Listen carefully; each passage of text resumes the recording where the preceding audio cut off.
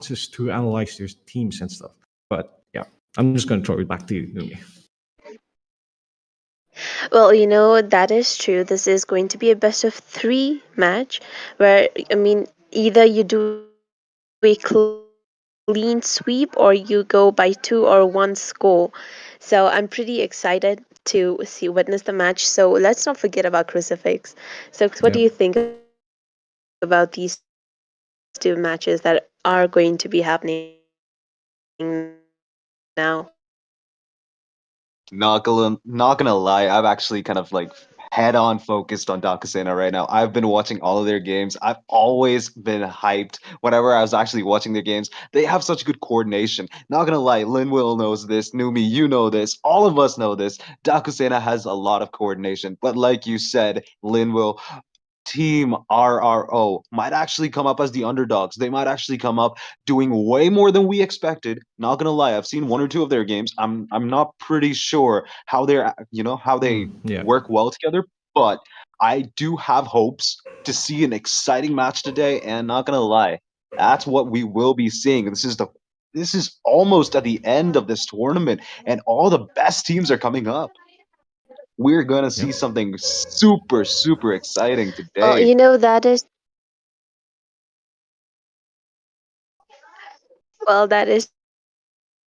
true. This is the Swiss bracket, and let me give you a small, structure, a little bit of structure about the Swiss bracket. So, what is going to happen? As yesterday, what happened was there was randomized matchups by the wheel.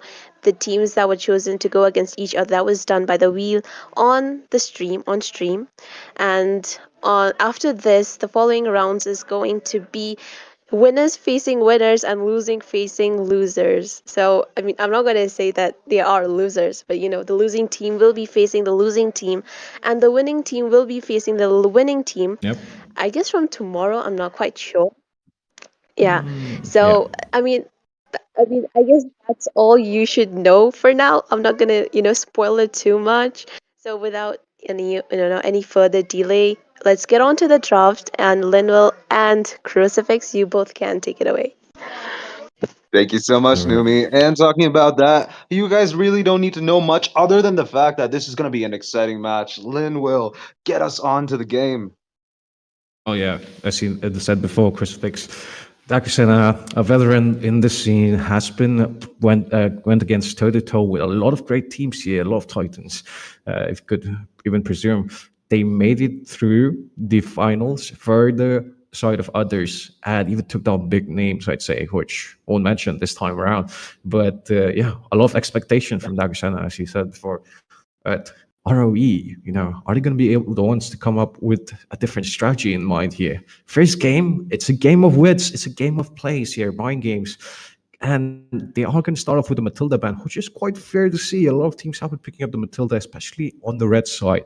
So the bans are going to be quite even, I'd say, coming up. But Crucifix, what do you think Yes, of the sir. strat if Dakusena has in mind? You've seen them play before, time and time again, and you think are they going to stick with what they do best, or are they going to maybe experiment a little bit because it's the first round? I'm going to be honest with you. It's kind of Yeah. like always all over the place because sometimes I see them Mm. going for engage composition really strong, okay? And that's only if like really strong heroes in the early game are like open for their picks.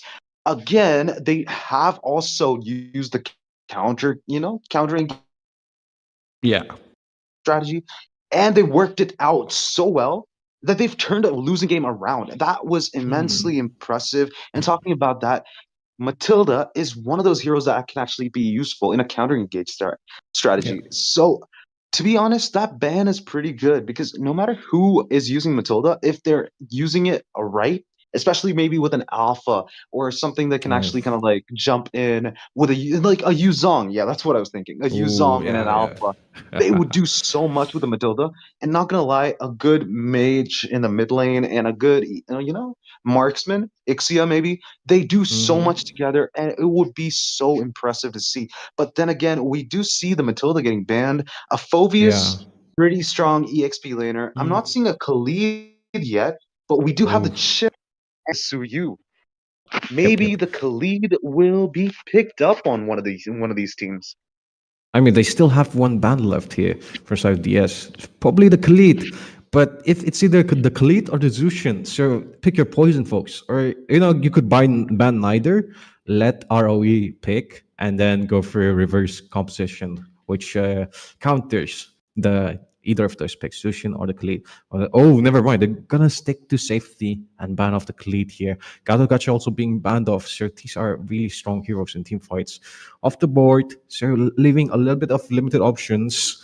Could go for if ROE goes for the Zushin, DS could counter with the Ruby perhaps and go for an assassin composition with the assassin jungler, which are still open. We have the Ling open, we have the Julian open, even the Hayabusa, and a lot of times picked up Nolan. So a lot of options for both these teams. So this draft is going to be pretty fun, I'd say.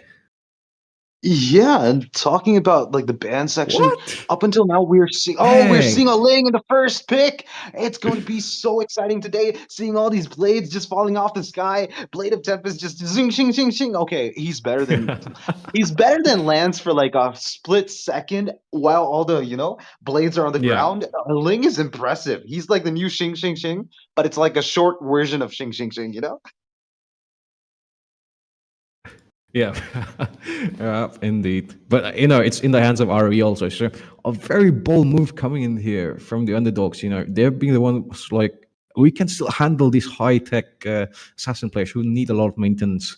But what this leads to the side of DS, they can counter pick with this Edith and Harriet, who are very flexible against Link. You have the mobility, you have the damage with the chrono dashes, and even in some cases I guess the Eve is super tanky early on, even in the late game. So Tripura here, our esports has to maybe come up with a little bit of countermeasure for this goal laner, Harriet. Maybe the Lunox. I don't know. What do you think, Crux? To be fair, yeah, the Lunox might actually be a good counter to the Harriet, but if he does go for the Vengeance, Ling, Lunox, Wow, all of them will. yo. Oh, we're seeing a Cho, a Beatrix. I like Okay, this. yes, Yep. sir. Having a Beatrix is so impressive. Like she does a lot of damage, but she is very reliant on the itemization that she goes for. Mm-hmm. But here we have an Hayabusa to counter the Ling. Both teams have picked their hypers right in the early phases. No, the first Mm-hmm. phase of the picking phase. Yep, indeed. And quite strong, I'd say. But so DS are a little bit more flexible with their composition. Could, I'd say, the bands here could be much better for side of DS. They still haven't picked the roamer unless it's Edith going on to the roam position. But ROE here, it's decent. I like the picks, but there's a lot of weaknesses in this draft, which you could countermeasure in second ban her. Zushin getting banned off, so very smart. You don't want that Zushin on your Harriet or the Edith. In this case, the ROE Sports has to probably ban off at certain targets, namely the roamers that are still open, or maybe even this Hylos here. Yep, indeed. Hylo's getting banned is pretty evident because he can be flexible in the EXP. Apparently now it's the kind of like meta time to pick Hylos in the EXP lane. Mhm. Surprisingly, I didn't think he actually had that much value, but he does come back with an engage with that glorious Yeah. pathway, doing Ooh. so much. And an unconventional tank getting banned. We see the Franco. I don't see that guy Amen. getting banned often. Oh, Yeah. or if at all they're going for an Argus, I think they actually might No have a way. reasonable problem with Argus, like Franco, because Franco's ultimate does completely nullify Argus's ultimate. It makes it useless. You can't use the ultimate Hmm. when you're suppressed. So if Yep. at all they're actually going for that, then Franco would have actually been a good Nah, nah, ban. nah, nah, nah, nah, nah. Guys, come on, man. I Argus here after they go for the Harriet already. If maybe the Hell. Harriet wasn't there, I'd say a golden Argus could be pretty strong. But in this case, nah, man, you're tripping balls, dude. Uh, Hell, I'm I fangirling guess the Argus. Come show. on. I guess the show. Come on. I mean, no, Uh, Cho is always in the roam position. Like in higher rank lobbies, Cho is literally the roam. yeah, Nobody but picks him for no. the EXP, but we do see the roamer as Oh, Grok. oof. You have a big chunky mountain boy here. Gonna be the main front line. Has a lot of CC immune, so a perfect counter if you mentioned the Cho going to the wrong position. But there's a lot of risk with the Cho going to the wrong position. Namely, you can counter only one target, and these are all fast initiates from the side of DS. They could come in, go out whenever they want to. But wait, hold on. There's a Minotaur as well as Valentina here, picked from side of ROE, which I really, really like. But this Minotaur might just be having a little bit of difficulty. I thought maybe a Kufra or a different CC tank could have been better. Minotaur is good. He has a good CC, but he's going to be melted in the front lines. True, but then again, if you do realize that Minotaur actually does have a lot of value against the Hayabusa, Yeah. because whenever he actually just tries to engage, the Minoan Fury and the first skill will be ready. If he does execute it right, Hayabusa won't get an engage onto either the mage or the marksman. And Cho could take out the Hayabusa. Hayabusa will have a hard time with the Jeet Kune Do and the Way of the Dragon from the Cho. Not gonna lie, the Sicilian is a really good pick. Late Oof. game insurance. But indeed, but we are on to Land of Dawn, ladies and gentlemen. It is ROE in the blue side and Team DS Takusana on the red side. Gonna be a best of 3 series. I'm your caster, Linwall here, alongside the one and only Crucifix Kirks, you could call him. And we are headed into the game, folks. Yup, and I'm actually seeing Hayabusa farming pretty darn fast. And Ling too, both of them are actually kind of like farming up their jungles so fast. They do have the support and nobody's trying to invade, so that's actually kind of good for both of them. But nobody's actually contesting the lit though as of right now. But Team Blue they're gonna start? actually... Oh, they are gonna start. Yeah. We're gonna see something exciting right now. Oh, Retribution gonna be landed by Ling. Super Rim, just Oh. giving that CC enough, but let's just go for Zero Guy to go into bot lane. Doesn't have his level 4 though, so kind of a risky play unless Bakimad plays it safe. Indeed, he does. Bot lane looking like the target for both teams here. Super Rim also walking up alone, but Eto being zoned off by Haitatsu here. Retribution, Zero Guy still level 3, Ling already level 4. But that's the level advantage already in play now. Ling has the rotations coming in. Could go for an engage in the top side, but both are playing it safe. And in mid lane, we're seeing something happening. they're fine, Lindwell. Nah, he's fine, dude. He's a chunky vampire, bro. Fair, but without the ultimate, I don't think so. Yeah, He just goes down pretty fast. I'm not gonna lie. I literally like 2-shot him with Argus. It's Sicilian just dies within 2 shots, and it's just hilarious to watch. Revenge. Sicilian always 2 shots people, and I'm just like crit build Argus, chop chop. Man, Christian, one of these days we're gonna see you in the tournament with your Argus, and that's gonna be crazy. But, yeah, it's gonna be 123 maybe with like 23 deaths. But I'm gonna push. That'd be crazy. But oh, here comes the Whip Dragon onto the Hayabusa. So guys managed to escape with the shadow being landed on towards the child. Goes for a flicker, tries to go for it from north perhaps on the side of TTS, but he's still hesitant a little bit, waiting for the abilities. Skibbity going to very low HP, has to force out recall or perhaps wait for Retribution. Still, Turtle still half HP. There is a Hayabusa Jogar going with the quad shadows and shadow kill. Burst damage, but there's a Minuet Fury. They're talking about he bursts him down. So guys so low. Skibbity as well. He has to zone out with the Finch boys and Bustigi going on to Haitatsu. Gets him with the dragon once again, and Retribution can be landed onto the turtle to secure it for the side of Team ROE, making a name for the game. And with TZ still on Jazz. Doesn't have the ultimate ready yet. Still poking. Half HP. Just going for a mid-wave, for a minion wave clear. Let's play it safe for now. But Super M still hovering over the purple boss section, giving the vision, giving the info for the side of Team ROE. And looks like, folks, this DS here has to pick up pace. Possibly they might see it in the goal lane section. We might actually see a big gank coming in the gold lane because Grok and Minotaur are positioned to the bottom side of the mid lane. So they might actually rotate pretty quickly, especially if the Hayabusa... No, I think both Hayabusa and Ling will go to the top lanes. The top lane side to take their buffs respectively, but Cho is there to make sure Haya has a Ooh. hard time.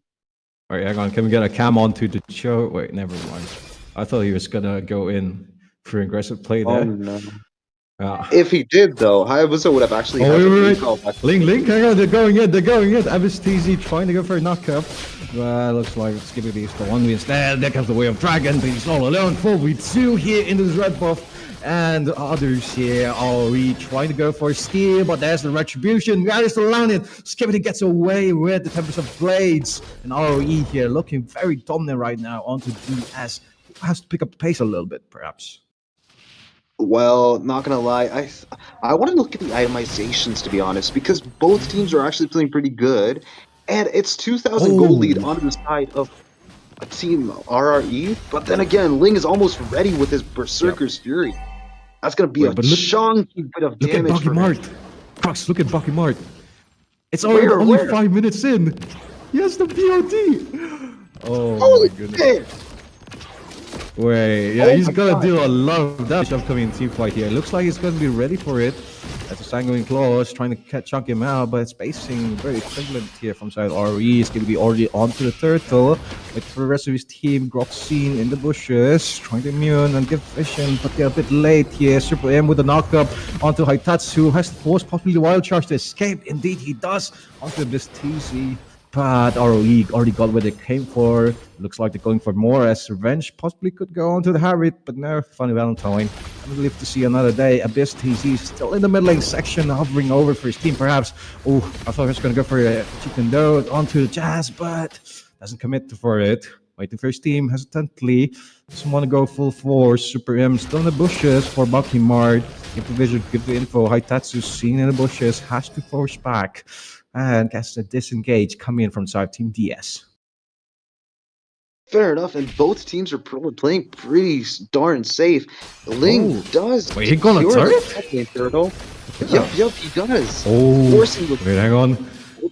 Wait, hang on, it's looking so juicy, so low in HP. Lands the quad shadows, but doesn't fully commit with the Ogi shadow kill. Skibidi might just go for him for more.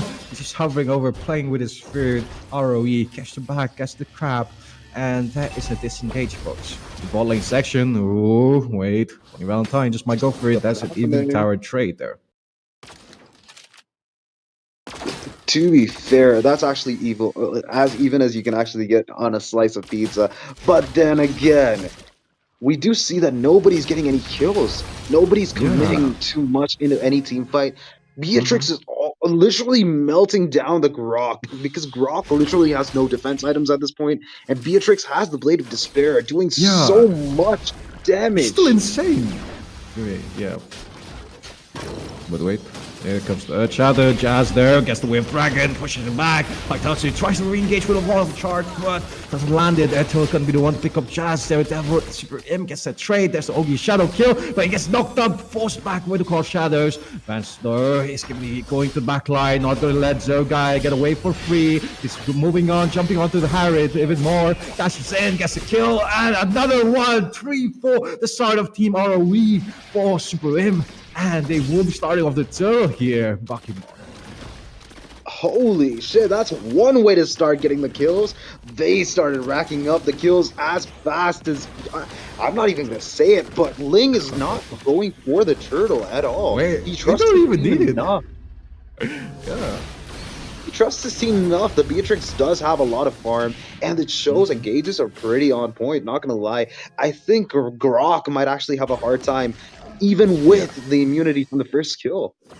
And Beatrix gets a second item. He literally gets the Malefic Roar. It's only 8 minutes into the game here, but looks like it's going to be a start here. Abyss TZ gets kicked in the backside. And another one. An off-map kill by the jungler alongside ROE getting 3 for nothing. They're looking to capitalize even further here with this mid lane section. Bucky Mart just chunking the turret with those 2 items. He's going to secure it, as seen in the bushes. And waiting for his team, but Devil in the top lane section. The slot is taken by ROE, but there's the knockup, and Bucky Mart cleans it up. Just doesn't matter if you're Edith, you just get melted with the combo there. Very good vision gameplay coming in from side team ROE. They were taking the purple buff alongside. Fair enough. I'm not going to lie. Right now, there's a lot of tankiness on the side of Team Dakusena. So getting the Malefic Roar early on is valuable, but there is Oof. always that little chance that Team Dakusena does get the upper hand in a team fight, and that would just turn it around. Everything about this game is no, not everything, but 40% about this game is all about execution. 60% draft, Yeah. sure, but if you lose in that necessary team fight, that's gonna decide the game. If at all you do lose that team fight, it's gonna be game over. And right now, our oh my god, I'm just repeating that. Oh, okay. The team on the blue Our side. it's Oh all my right. god, It's all right, dude. I'm a pirate, bro. Uh, I'm a pirate. our Like, arg. But right now, the uh, blue team has actually played pretty darn good. I'm actually yep. impressed with their gameplay. Indeed, They're very strong coming overshadowing into. Dakusena, one of the best teams Oof. out there. They're overshadowing Yep. them, and in bot lane, Harriet might get taken down. Oh. No, he's not biting off more than he can chew. He's disengaging at the Mm-hmm. right moments. He does not need additional deaths on his team. Yep. And Yep. Lord is getting started. Indeed. And all the while, RRE taking it swiftly. But yeah, as you mentioned earlier before, TS, what can they do to possibly make a comeback here? Targets maybe. Oh wait, it just might be Skibbity. Hang on, he gets flipped. Well, not going to commit the water charge. Instead, it's Minotaur with the Minotaur Fury. Flickers away, but that's a knockup coming in for safety. Edo here going in with the conversation. Bucky Mark gonna be the one to get the devil down. And there is Skibbity here in the back line getting killed on the Valentine. Still being tagged Abyss for the third shots. Hovering over, it's only Zergar in the front line.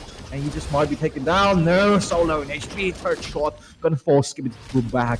Turtle, Lord being pushed in the top lane section. Bot lane looking to be chunked down by the side of Team RRE here. It's only this Grok and the Hayabusa who will need to commit swiftly if they want to get a clean kills. But it's not happening here. Jazz going with our shadow onto minions here. Top lane still being pushed. Kimby, I'll just go back to it to regen a little bit from those minions, perhaps. But he's waiting for his team, possibly. But there's all 5 members of RE back again in the game for another team fight. Trying to melt down the Lord, though. But the mid lane is the target for RE. They're doing a lot of damage to this turret, especially with Bucky Mart here with the rock launchers. Gets it, goes for more into top lane section, still being zoned out by side RE. There's a flicker combo by the Chico Joe and gets Sergai. Bucky Mart getting a clean sweep on the rock alongside. World Chart doesn't really matter anymore. Bucky Mart with a flicker. Savage person right now, he wants more. He wants a Savage Blast, but he's not gonna go for it. He wants to end the game. RE looking to close up the first round of the match, and they take the first game, folks. Holy sheesh. Sheesh. That was Oh my GG's. god. Oh my. Oh, dude, I'm not gonna lie.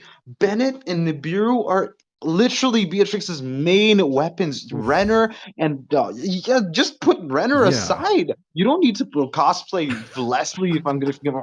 You literally need a grenade launcher, like pow, pow, pow, into the sky, just destroying things. Yep, Towers, yep. heroes, everything, and then Nibiru just coming in for the cleanup, like taser gun Yeah. from the cops from the US. I don't know, Yep. man, but damn, dude, that team fight, that Minotaur is Mm-hmm. jumping in, not Cho jumping in Oof. with a flicker, getting Zogai out, and also Ah. Minotaur just following up with the Minoan Fury inside the tower. He was fearless and knew. Okay, I didn't think he knew that Beatrix was taking down the tower. She did, so it saved him a ton of damage, Yeah. tanking a ton of damage. But still, that was insane gameplay.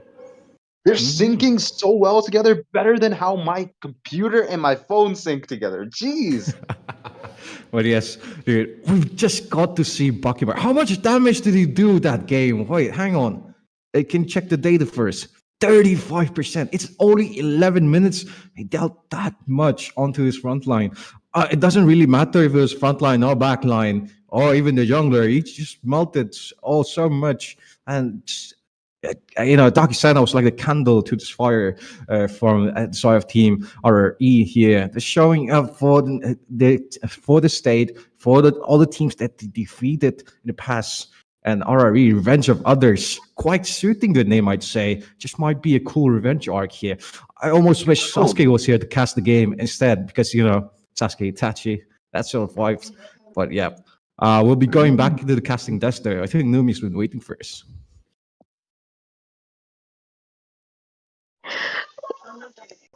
Well, hello everyone. I am, that was a Hello. so interesting match.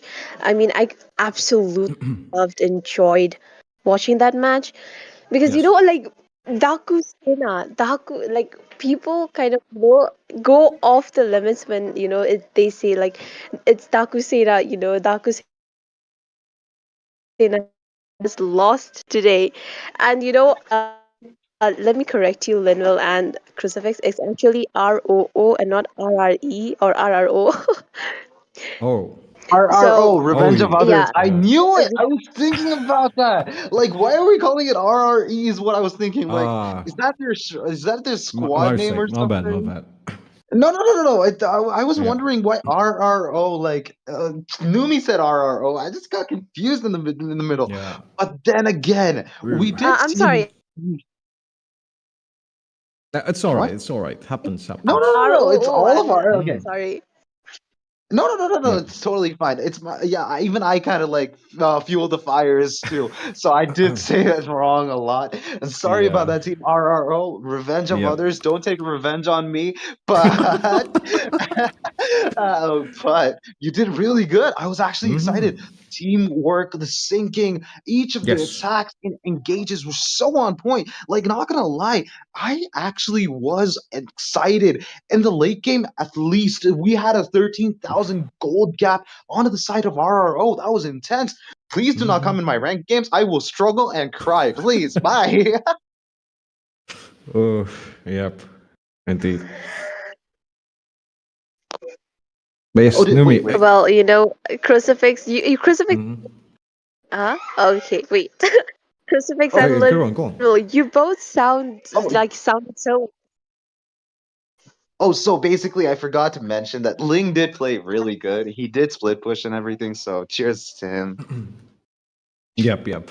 The positioning and RRR, like you mentioned before, they took those objectives without the jungler inside. So very confident on their team play and really knowing how to zone out the jungler in those crucial situations. And Hayabusa has that extra reach, so they take that extra part of the map in advance. So he can't really go in, and the lead for the side of Team RRO was so well established, especially with the Beatrix, rushing those core items here, needing to melt the front lines whenever possible.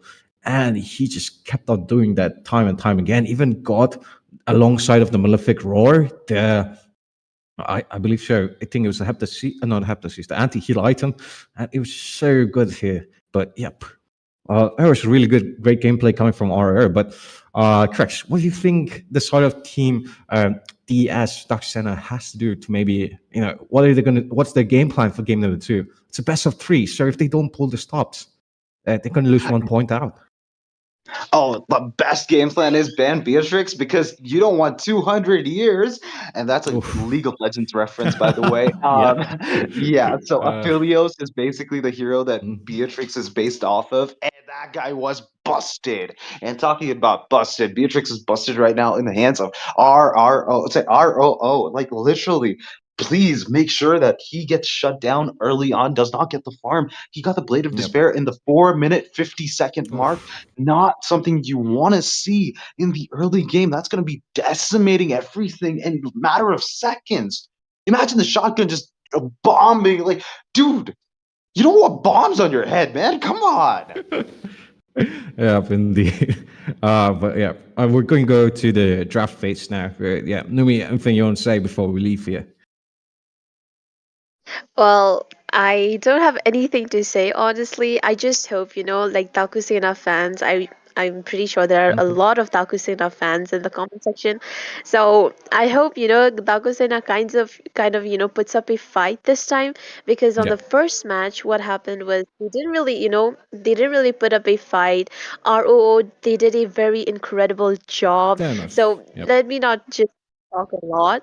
And well, Tripura, like just so you know, for the scores, Tripura is on the lead with 1-0, and we Oof. will be moving on to game number two as the draft has begun. So, Lionel and Crucifix, you both can, cast this exciting match while I go watch. All right. Thank you very much for that. See you, Numi. Well, we are on to the draft, folks. And indeed, Stripper versus others here. Will DS be the ones to leave ABM alone in top four? Here, we'll only have to find out. ROE here coming in very strong. A lot of people thought they were the underdogs in this tournament, in this at least in this top 10, alongside a lot, for example, Divine Regime. But they're the ones who are showing up and just proving us wrong, dealing a very good drafting skills, and even team fight composition have been very good. But it's only the first game for now, so maybe I shouldn't talk too much about them. Crocs, I'm just gonna hand it back to you. So you saw this. There's a fan new band coming in from DS. A Fanny is always going to be that one flying saucer murder machine. I quote Shin Mentakuzo again. But yeah, she is just going to fly around. Best to be in the band section because when you're actually trying to go play hard, like, oh my god, I shouldn't have said that. But if you're actually trying to win hard, if Yeah. you're trying hard to win, okay, I finally rephrased Yeah, myself yeah. correctly. So if you're trying really hard to win, you really don't want a Fanny just flying around, just Yeah. destroying you with a sky piercer. Not something good to see in the skies, but also something that you see in the skies is Khalid riding on his sandstorms. That's not going to happen this match. And Oof. Su Yu, the immortal one, is gone for the he is gone for the count. He's in the ban section. Linkwell. These drafts are pretty Yeah. good. I'm seeing two Khalids though. Wait, what? It's probably a bug or Can you something. ban Khalid twice? No. Oh, It's a okay. chip, No. dude. Yeah, yeah. They're very Oh my god, similar, my I bad. guess, Crux. Yeah. But yeah. I mean, hey, Don't worry about it. Don't worry about one's it. one's an Arab, one's a furry. So Yeah. whatever floats your boat, I guess. I But believe. then again, Chip. Oh God, thank God he's banned. That Oof. guy's shortcut. Oh Mm-hmm. no, Doctor Strange would be jealous of this guy. Yep, indeed. The thing about the chip is also it gives you so much flexibility to dive even in turrets. You have to tank the portal tank you for a little bit of time. So that's just what a lot of teams need to fully embrace.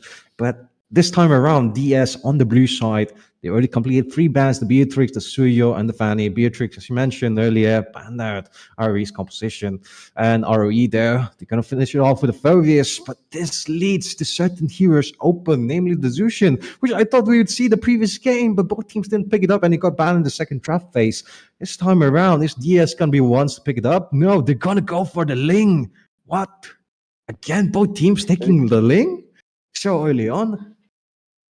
Hey, I'm gonna be honest with you. I think DS is trying to prove a point. They're just gonna be like, you know what?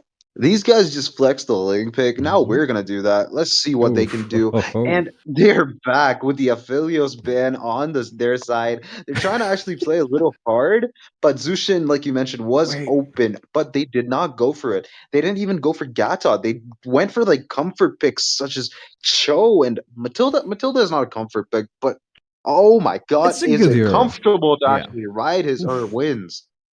Oh my Yep, god, indeed. I'm sounding very sus today. Yeah. It might be all What the did you Among eat Us today, that I've been man? playing. It might be the Among Us that I've been spamming a lot. Probably. But let's show our belief on the side of RE. We got information management. He's a one-trick player here. So that show can come into play a lot of these matchups here from RE, unless one of these teams ban them off at certain times. But how long has it been since we've seen a show ban? Come on, centuries? Not centuries. Yeah, Yeah. I'd say that. Yeah, centuries. But then again, we do see the Tigreal getting picked up alongside the Oh, Nathan. That's gonna be a hey. melt combo. Oh, jeez. Okay, imagine this. The only hero in Mobile Legends with the 10 rating on crowd control getting picked alongside Yeah. the one hero that can literally melt people down with magic damage. Bro is literally a magician out of the Oof. pocket. He comes out with a pocket watch, just goes back into time, entropies in, and completely devastates people after Tigreal's implosion comes in. Yep. Oh, that's like the icing on the Correct. cake. Jeez. Correct. You know why this fits perfectly? Because Nathan is a time traveler. And since Ooh, it's 200 years of Mobile 5, so it kind of makes sense to counter the Ferrari. But they're going in with the Alpha pick. Comfortable picks here. Alpha Matilda, we've seen time and time again, and alongside with this show, it's going to be quite the explosive combo to deal with. But this DS here, they have a lot of team setups. I believe they still need to pick their XP lane there. So if they go for a heavy CC reliant one, like for example the Gato Catcher or even the Yu Zhong still open, might be quite good. fair point, but I do wonder what our OO is going to go for the goal lane with, because with a Tigreal there, they need to make sure they don't actually end up dying too much. But talking about dying too much, we're not going to see Zushin coming in. That guy just lifts people into the towers. Yeah, Oh my god, I've had so much traumatizing moments dying because of that hero. Oh, goodbye. But indeed. yeah, then again, back to the gold lane. I wonder what our Ooh, OO is thinking, because that's going to be hard on them. Oh, they canceled out the Ruby possibility in the yep. gold lane and the EXP or Roam. Wait, Well, Crux, Matilda is going to have a Crux, Roam and Cho is going Crux. to EXP. I take that back. Yeah. Yeah, Crux, Crux. Imagine this show goes into goal lane. How crazy would that be?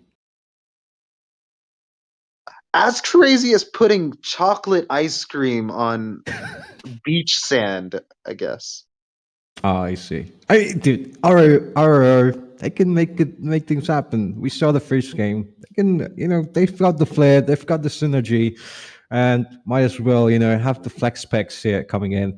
But a martial band here coming from the side of RR, quite fair, it's understood. But they seem to be reading into the hero pool of the side of DS here, banning the crucial heroes, namely both teams here. We have the Beatrix gone, we have the Master gone, even the Fanny here sometimes. So both these teams, they have very assassin reliant junglers. So according to that, the bans have been quite sufficient, I'd say. But now it's onto the second pick rate, or perhaps going to have the first pick in the second draft phase, and just might look like they might take the mage in this case, unless it's a mage Matilda. Or they could actually go for the Carmilla, which would provide a Hmm. lot of value, and go What? for Matilda mid. Oh, but they actually go for the Irithel. Hey yo, Holy shit! yeah, that's pretty crazy. Riddle here against a Ling integral maybe makes sense, but I don't know. Against the Nathan, you're gonna be very vulnerable. I get the game plan here. Riddle has the mobility for it. It's used in a certain scenarios to counter the one that's been coming up, but against the Nathan, that's kind of playing with ice, I'd say, with this Aurora being picked here from South DS. Very heavy crowd control heroes coming in from them. With the Yu Zhong, but the lane's probably going to struggle a little bit in the XP side. Looks like RR though. They can have the final pick here. Mage Cam is sufficient for that. It's a Veramis. Wait, hang on. Veramis with a Purify could be the counter for the South Team DS. True, and Aurora really can't do much against that Faramis's insane ultimate, because even if Mm-hmm. Tigreal manages to get a set and Ling does the Blade Tempest of Blades, that Faramis ultimate might actually be the saving grace for Yep. them. But then again, like you said, they are playing with fire. With the hero picks they actually have right now, it might be as well as they're. You could just say they're playing with fire, and Team DS are literally using ice as their complete strategy. They're going to keep a cool head and jump in. This is a Mm-hmm. symphony of frost and flame. I have a really good plan coming up if DS lose this one, but we'll save Oh, that I'm for waiting.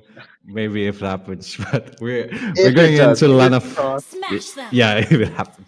We're going into the land of down, folks. It's the NEC here, Team DS on the blue side, and Team ROO on the red side. ROO with 1 point victory. Are they going to bring it back here? DS, a lot of pressure on their soldiers for 1 point in this Swiss stage. We're going to be heading into the game here. I'm Castle Linwell alongside wonderful Crucifix, or known as Crux. Hey, yo, and talking about that, Tigreal was a little late to the party trying to invade, but then Ooh. again, sorry, not invade, I mean protect from Matilda and everything, but He's well, invading his own cop? oh wait, That'd be... invading himself, that would be funny to watch. Oh, Faramis is Yep. going in for that.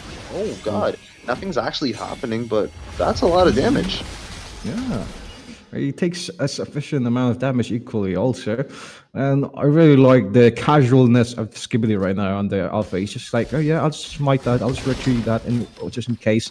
Takes the crab also. There's so much dominance being shown here by side of Team RRO here. Not really giving much of an option to DS to work with. Bot lane also though. Can be split pushed by Zoga. He wants to give the advantage. Gets a kill onto Abyss TZ. Hang on the bot side. What? That's one kill from side of Team DS. They're probably looking to capitalize a little bit more though. Skibidi, bring over Haitatsu. Let's go to damage. Goes for the alpha charge. Goes down to half HP. There is the rest of his team for a engage and cleans it up. Haitatsu being taken down, traded in for Abyss TC. So going to spawning a matter of few seconds, 10 seconds. And that lane here going to be spawning in as alongside. They need the level 4s for it to be ready for his team fight. Looks like Aurora and Jazz here going to be present in the bot lane section to get an equivalent amount of level up for the rest of his team. But I don't think it's going to be on time because Alpha is already halfway done with the turtle. And 90%, he's done with the turtle so quick, they don't have a chance. Even if, okay, Zogai did get the kill on Abyss TZ, but that was because Abyss TZ managed to piss him off last match with the flicker combos on him and literally harassing him at the late game. But then again, it's not a matter of actually taking a revenge, it's a matter of winning the game. And I don't see that happening. Tigreal with a Sacred Hammer getting that Faramis, but nope. Correct. Completely turning him out. It's revenge of others, and DS representing others. It's the revenge of others. Okay, I'm just gonna shut up now. But, yeah. Need to take a little bit of damage here. And rotates coming over from the side of RRO. Middling spotted. Just going on to Skibidi, but he's level 4 only. There comes the Jigu. No, there comes the Web Dragon. Kicks him back. There's a freeze coming in from the Aurora, but it's not enough. There comes a perfect Nether Realm here from the side of Team ROR. They're in for more, but it gets taken down by Zergai alongside with re-engage. Trades off, coming very strong from both these two teams. Well, that's the power of friendship right there. Faramis just jumped in. NetherRealm saved his teammates, but had to pay the price. Took off a little more than he can chew. And right now, Irithel already got the Hat's Claws. Good itemization, honestly, because he does have a lack of survivability and does rely on the ultimate to escape in crucial situations. But that Hat's Claws might as well be a little bit of a survivability boost for her. Indeed.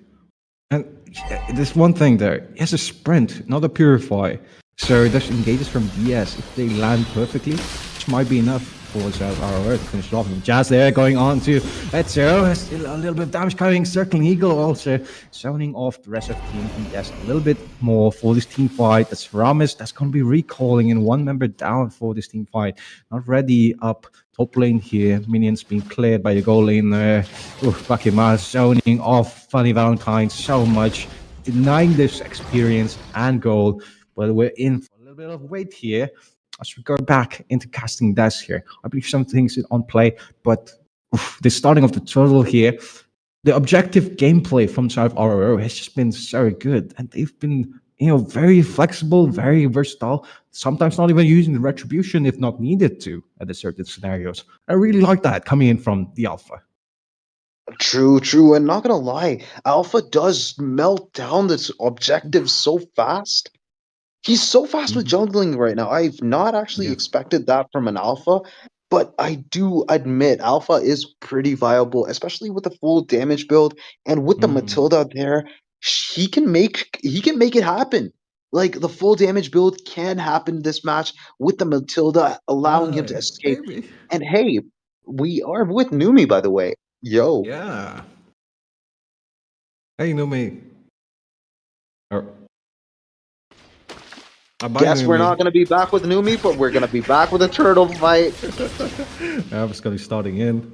It looks like a little bit of reset. There. Ito zoning off, doing a bit of damage onto Tatsu. Skibidi hovering over a little bit. There comes Circling Eagle onto the link. This comes down the blade. Retribution on blade. Backtracking form. Just disrupting the front lines of the side of Team ROO. Just wants to go for more though. It's a little bit risky. Doesn't want to commit maybe. Still hovering over the abilities. Doesn't commit for it. Up his TC. Oh, Skibidi trying to go in with the Alpha Charge, but that's a goal for the rest of the team. He has to go onto him and gets a kill onto Funny Valentine here. Perfect re-engage from side of DS. Getting a capitalize off of that. It's TZ who are going to immune all the threes with the Shumpo. Are still going on there.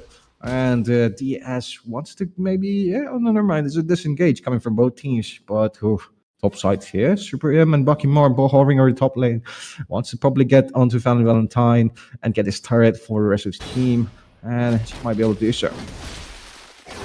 And not gonna lie, last game when we noticed that Dakusena did not engage in the early game, that was a big mistake because they actually do way better with the engage composition, a direct jump in and destroy composition. And that's what we're seeing right now with the Tigreal jumping in with a flicker and just taking that alpha down alongside the Nathan who was with the entropy, doing so much damage. Yeah. Not gonna lie, I see so much potential in this match. This might not be one-sided, but it does look exciting. Well, definitely. Well, we see in the mid lane though. Oh, he's trying to escape. So low HP, but there's the link. He goes to the flinch points all alone though in the front line here. Pops the temperature plate for escape energy still so low. Maybe trying to go in, but there's the Circling Eagle chasing onto him. He's not gonna let him go. Super Eagle gets the kill on the Zero guy. It's like Superman chasing him. Flights on, gets the kill on the Zero guy.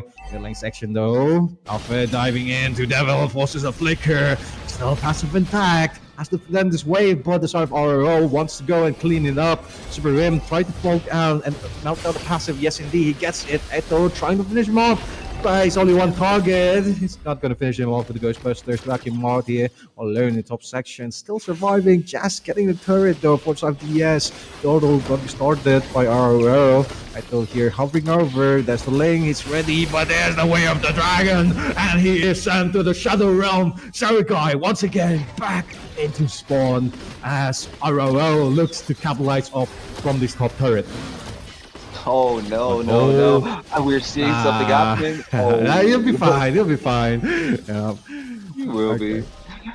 Okay, but then Way of the Dragon is actually fucking funny. Oh, I'm so sorry for saying that, but it's funny as hell because the dragon was not even. Yeah. I'm so sorry for that, but the dragon was not even. Wait, there. look at the Matilda. Super him, chasing him down. Yes.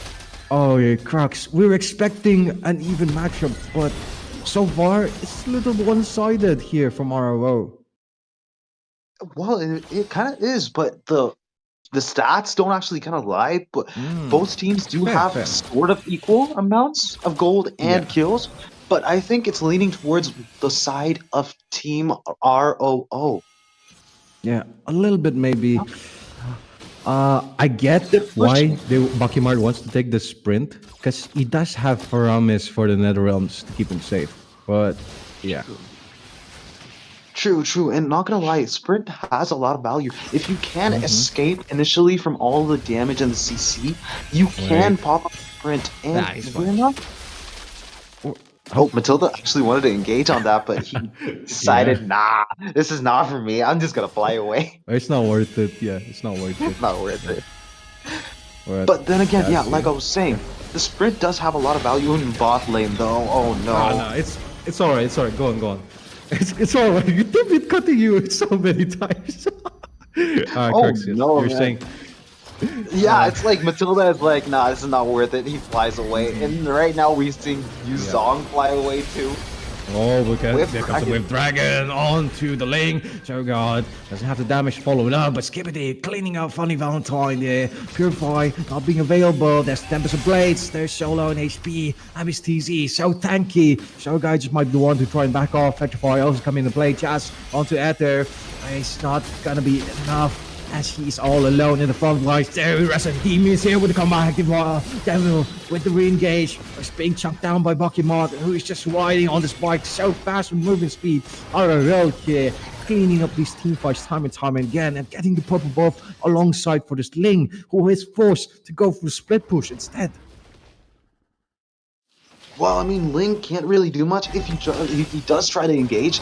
Abyss TZ has taken that personally. The first death that was there, he took it personally. He wants to make sure Ling does not have a chance to engage on the backline, cannot do anything. He needs to be sure that Abyss TZ has used the Way of the Dragon beforehand before he engages after using the pinch poison and everything. So that's kind of like risky, but then again, that does provide a lot of value. The Lord marching in the mid lane will be taken down pretty fast. Yeah. That was fast. That was damn fast, actually. I mean, it was funny Valentine there. So let's have the burst for it. Wait, hang on, Jazz. On to Skibbity, but he's all alone, gets pulled back. Doesn't even get to pop the Black Dragon 4 on bot lane, looking for play. There's a Blinker Juku down onto Serigoi. Back in Mark, cleaning up the team, and the scoreboard is looking quite red right now as we go on towards the Tigger even further. There comes the Juku down, knocking it off. Back in Mark, getting the third. He's pushing even further. NetherRealm allowing them, buying enough time for them to finish off the backline. That's the Winter Crown. Perfectly on play by Skibbity. He's all alone, but backs off successfully. Turrets being taken by ROO left and right alongside names which DS Dr. Senna just might go down for the count in this best of 3. It's not just okay. He backed off. All right, well, Yeah. I was expecting something from Matilda, but it's all right. It's okay because Matilda knows what she's doing. And then again, it's not just the game that's going a little red. It is their eyes. They're actually in it for blood. Right now, ROO is actually kind of like looking out for some kills that they can take, and Ling is their primary target. Look at that show just jumping in, engaging as if it's the last day on Earth. He's just like, he's not gonna live. Abyss TZ is getting really raised up, and he's rising up with the Way of the Dragon into the sky, soaring to make sure that Ling does not fly around just without any, how do I put this? Okay, he's basically being a cop. Yeah. Yeah. But dude, he's being more of a dragon than Yu Zhong right now, who is literally the Black Dragon. But yeah. I know, right? Yeah, it's crazy. Loads falling in though. ROO on the lead, as you mentioned right now. DS, what can they do to bring it back? Because it's a 5k goal difference. 5k gold difference is not much, but it's the execution at this point because they do have the Tigreal, and they might actually make a good counter jump in, counter engage. Yeah. They could do it. I could see it happen, but it's not. It's onto one target, but that's the Winter Crown. Immunes successfully. Rest of the team going into the backline. Bakimar chunking down this backline here. Oh, Nathan not be able to do much here. This Irrital just so fast. Oh my boy, Devil gets taken down also. That's 2 for South Oliver, who will be looking for recall there. There's a turret being pushed by Zogai, looking for a split push. Hard to even the goal a little bit, but RO looking to end the game in the mid lane here. There comes the Chicken Dog by Abyss TZ. He gets pushed back by the Sacred Hammer, but mid lane turret, their only goal letter gets the turret taken down. Minion still alive, but that's the go for the rest of ROO to go towards the next lord here. Purple buff might be taken, not giving this Ling a more instant opportunity. But still hovering over it. There comes Jazz. Seeing notice. Attribution, not be on time. Bakimar gets it successfully for his team. They're waiting in for this Abyss TZ, who's still not in the team fight ready yet. Rest of teams here. It's going to be quite the explosive fight that's about to break. RO vs DS in the Lord section. Retail going to be the first one to notice in the map side. There is Super M alongside Haitatsu. And waiting for an opportunity, but RO just disengaged. They're in for the mind games, going for a split push instead of this Lord. Well, that's the best idea, actually. If at all they do engage, they might actually be countered completely. If the Matilda is not caught, they need to catch the Matilda first so that they have no way to escape. They need to cut out the escape route and then jump in. Because also, Cho is going to be dangerous for the Ling. And talking about that, we see the Implosion.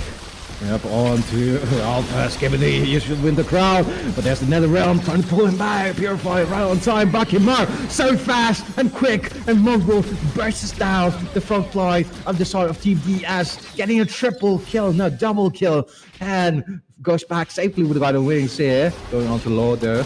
And Skibidi disaster retribution properly on track. It's only being done by side of Team DS. Now, not going to be in right on time here. Zergai forced to go for a split push, but it's been countered so many times. There's Lord going to be pushing down in the mid lane section. DS looking in quite a pickle right now. They're in for a peril as RRO looking to end the game here, folks. They are actually looking to end the game, and entropy has been used, but it will be back in. Okay, it is back, and top lane will get pushed down pretty fast, as well as Team ROO's bot lane, which Alpha is there to defend, and he will be coming with the Lord, marching down the mid lane, maybe the bot lane, trying to sync up the lanes.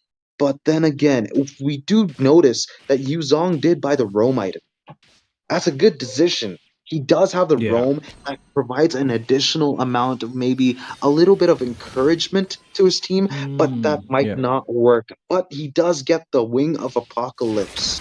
Yeah. Will that This might help be him in this team fight? thank you. But it comes to second ego alongside the wave bracket now. After the years, as on to was Nathan here from the Valentine, so low in HP, still surviving. Abyss TD trying to finish him off, but Lord still healthy. Bakimaru starting to try and fight, Jazz still tanky, but Devil gets the kill onto Skibidi.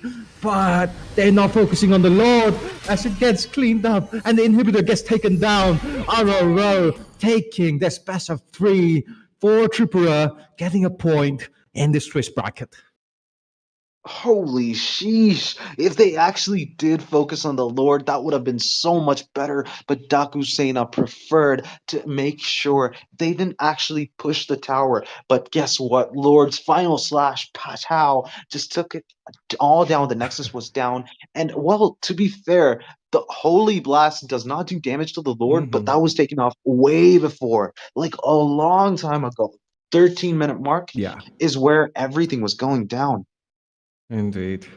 I feel like if 3. Jazz popped the Black Dragon a little bit more earlier, he could probably zone off the rest of Team RO a little bit more, buying a little bit of time. Finally, Valentine has the damage for it, but he wasn't given the space. Obviously, he just was on him time and time again. Super M also disrupting the entire team fight and using those guiding winds whenever necessary alongside Circling Eagle just to time and disengage the rest of Team DS when they took the second game for it.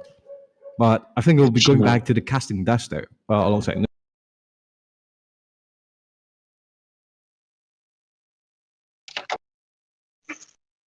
Yep. Well, Crux, mate, that team fight was quite engaged here from the side of Team RR and DS. They tried, but and what do you think could have happened a little bit more better? Was it the draft? Was it the execution? Draft was there. Yeah, I noticed the draft was good on both teams. The thing is, the escape route, which is Matilda, they needed to make sure she was taken out and the show. There's 2 priority targets that needed to be taken out first before they actually engage against the Alpha and everyone else. Because the Irithel could be a dangerous threat. He was a dangerous threat, was able to take down those Yuzong so fast. So fast, I was actually surprised because Yuzong is supposed to be tanky. He's an EXP laner. He's supposed to go toe to toe with Khalid, Gatot, and all these heroes. And yet, he was taken out so fast. And back again with us is going to be Numi. Hey, yo. Hey, Numi. Well, hello. Well, that was a pretty interesting match coming from both the teams. Well, I'd say ROO coming interesting match coming from ROO because like ROO they did a very interesting with those early games and the late games. Well, DS that was they got DS, but then Quite fair. ROO they were not giving they were not giving Dakusana any opportunity for late game. And Right, I also kind of think, yeah, they had the CC for it. you can give your So thoughts, Lynn. much. Yeah. So basically, they had the implosion, they had the Black Dragon form, they had the Frigid Glacier. It's just that the positioning for the side of Team RRO, Revenge of Others, was just so good. And the Aurora just should have let it go, I guess. And then they just let this matchup go and too old by RRO, which was That's a joke, Crucifix. That's a joke. Okay, I didn't notice that. I didn't want to actually. Okay, but Uh, dude, I agree cut with you. that. Cut I this agree part. with Cut you this though. part. I agree with you. And today I actually saw a lot of potential coming in from ROO. Mm-hmm. That's actually exciting to see because we're not just limited to maybe a few names. There are so many Yeah. people that are coming up that are so strong, and we're seeing them happen, like seeing them live right now. It's Mm-hmm. exciting to know that we're not just limited to a few handful picks like the drafting in Mobile Legends. We are actually pretty, versatile, and there's a lot of Yeah. people out there who are actually pretty good at Mobile Legends. Mm-hmm. I'm excited for the future, actually, more than Yeah. anything. But yes, Numi. Well, on yes, so like ROO, they proved that they can be the best, Like they Mm-hmm. defeated Dakusena on the Swiss bracket. They won, which is absolutely incredible. I'm pretty sure everyone is, kind of shocked that Dakusena lost to a clean sweep. Well, to a Yeah. clean sweep. The score is 2-0 with Tripura Mm-hmm. taking the win. And that was such an interesting match, but I think we should, call it a call it the match because the teams will be getting, ready for the next game. Fair enough. So anyways, our team Tripura, sorry, State Tripura takes the win on the first, Swiss bracket day one. And we will be right back with game number two, which is going to be between Zohan. I think Zohan is gonna represent. I don't know which. Wait, Linwell, can you give us? Can Mizoram. you give like Yeah. a little bit, insight on teams it is? It's gonna be Mizoram versus Nagaland here. Zohan versus Divine Regime. Yeah. So that's gonna be quite the game to watch, I'd say. Oh, that is true. So, Yeah. as you heard from Linwell, it is going to be match between Zohunt and Divine Regime. Both of these two teams are really good. We have witnessed their, matches in the previous rounds. But anyways, let's wait for a while you guys, kind of watch the cosplay event that is going to happen in Guwahati, as well as the giveaways. So please do enter on the giveaway and please make sure to download Mobile Legends 5v5, and we will be right back with game number three. Hi guys, I'm so excited to tell you that I just received my cosplay outfit. I am so excited for the Naughty's Cup. Also, just to let you know that the prize money for Mobile Legends cosplay event is 25,000. What? 25,000? Yeah. Like for real, 25,000? Yeah.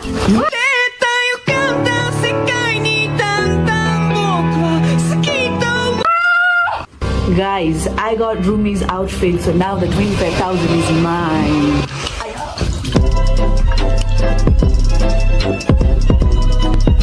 Guys, I'm running away. I got my stuff. And don't forget that the Naughty's Cup land prize is $3,000. See you guys. I'm in danger. Okay. What about 2 lakh plus diamonds? Yeah, the 2 lakh plus diamonds also. Bye.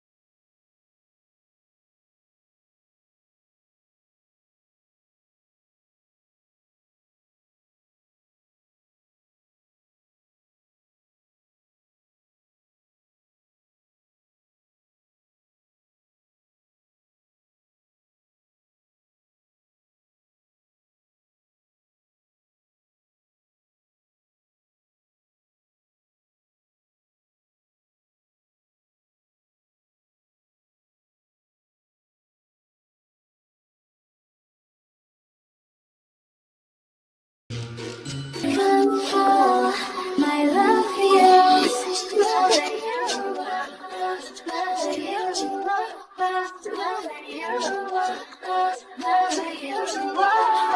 there, legends! The Nordics Cup is coming up, and I've got something special planned just for you. Curious about what I'll be wearing? I'm not giving it away just yet, but I might drop in a little hint if you're paying attention. And if you really want to know, follow me on Instagram for the inside scoop. But be ready, because I don't make it easy. Follow now and get ready for the ultimate reveal at the Northeast Cup. See you there!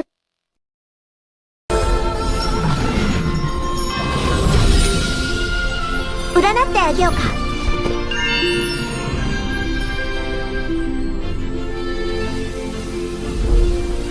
thought to miss you, another to hate. Umbrella, show us what you've got. The umbrella is yang, the human is yin.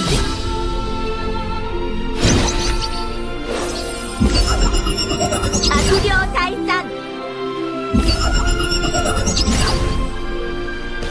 Curse simply means restriction. It seems that very few people know about Omyoda.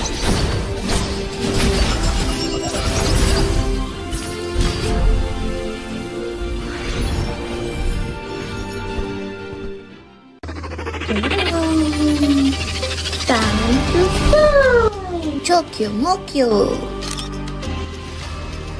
Don't you guys excited for the cosplay? Hello everyone, I'm bringing you guys an exciting news. The Nordic Cup is coming to Guwahati, Assam, featuring a huge prize pool of $3,000 and more than 2 lakhs diamonds. And also, we're hosting an incredible cosplay event. Don't you guys excited? That's not all. We're doing an epic skin giveaway daily on our stream. Just comment down to your ID and the team you're supporting, so that the caster or the host will select you randomly. So stay till the end and win big. See ya!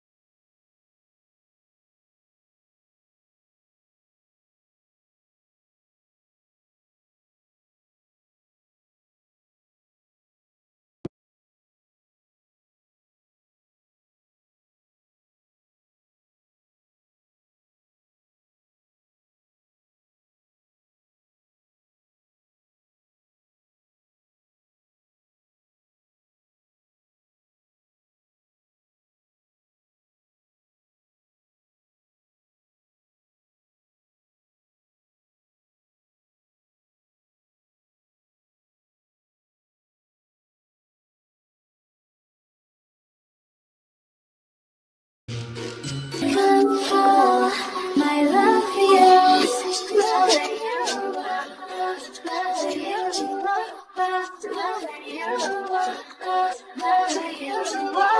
Hey there, legends! The Nordics Cup is coming up, and I've got something special planned just for you. Curious about what I'll be wearing? I'm not giving it away just yet, but I might drop in a little hint if you're paying attention. And if you really want to know, follow me on Instagram for the inside scoop. But be ready, because I don't make it easy. Follow now and get ready for the ultimate reveal at the Northeast Cup. See you there! A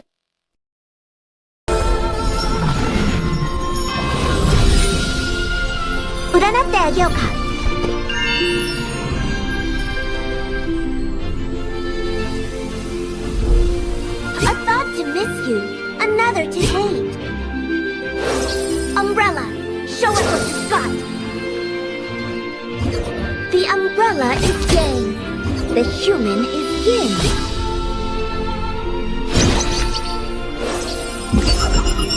悪霊退散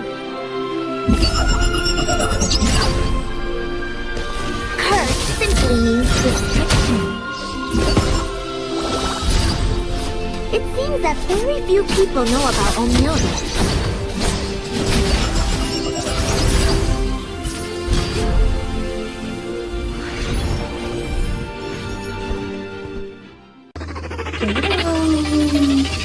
Time to fly! Chokyo Mokyo. Don't you guys excited for the cosplay? Hello everyone, I'm bringing you guys an exciting news. The Notice Scarf is coming to Guwahati, Assam, featuring a huge prize pool of $3,000 and more than 2 lakhs diamonds. And also, we're hosting an incredible cosplay event. Don't you guys excited? That's not all. We're doing an epic skin giveaway daily on Restream. Just comment down to your ID and the team you're supporting, so that the caster or the host will select you randomly. So stay till the end and win big. See ya!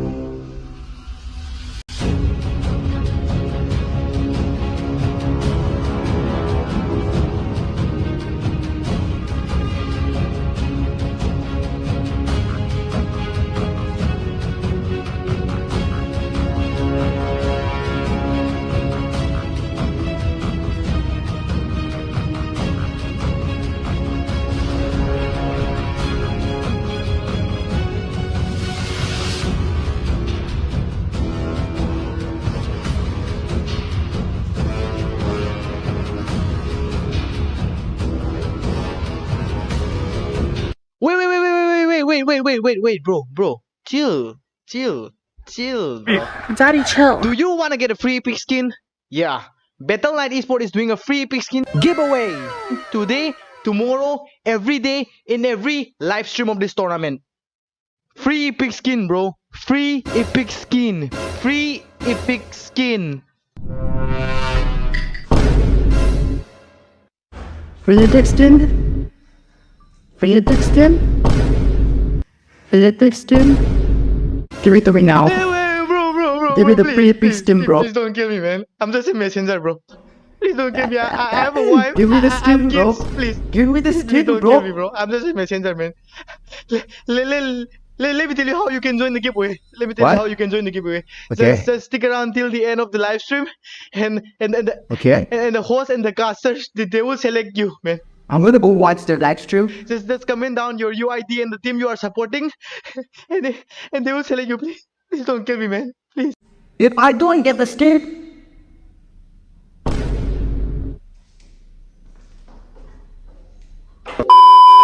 Yeah, if you wanna win the epic skin, just stick around till the end of the live stream and just comment down your UID and the team you are supporting. That's all, man. That's all. Good luck, guys.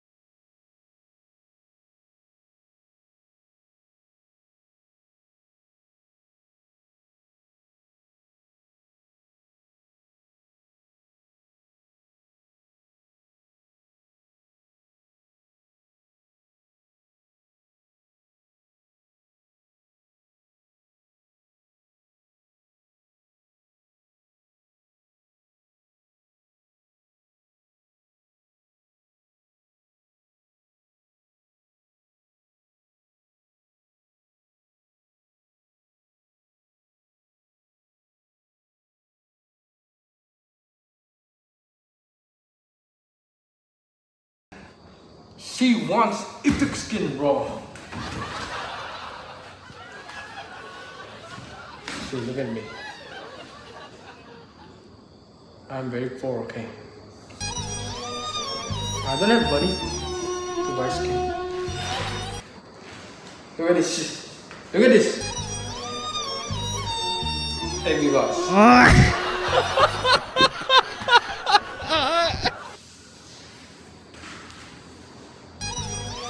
Look at this. Knuckly Crocs.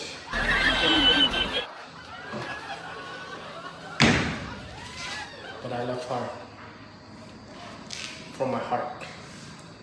Flashback. Give me skin. Bad. I told you I don't have money. See, but I can dance for you.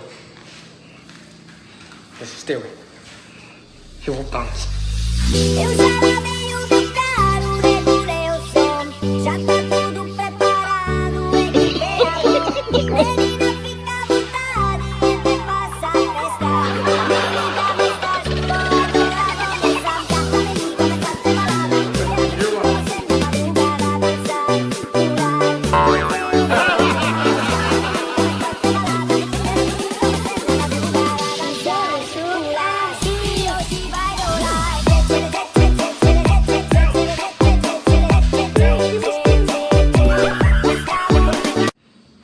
I tried my best.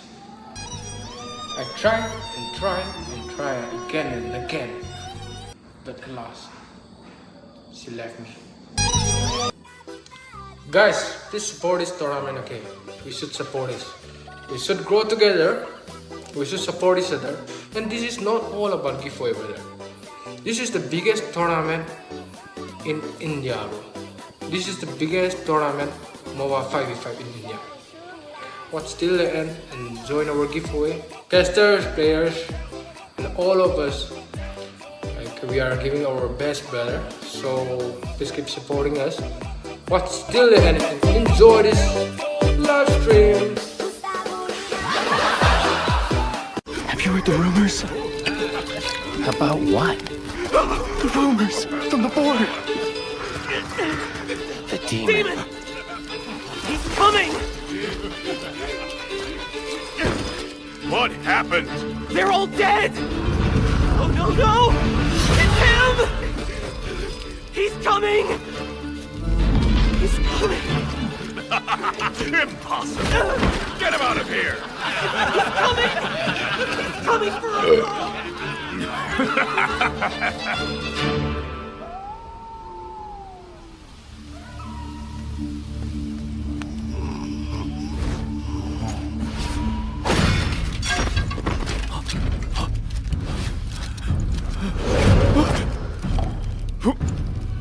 Who's there?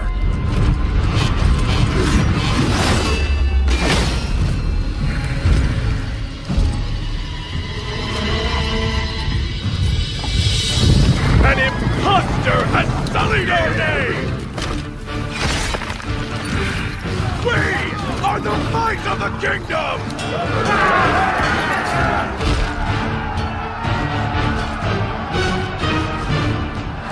For the king!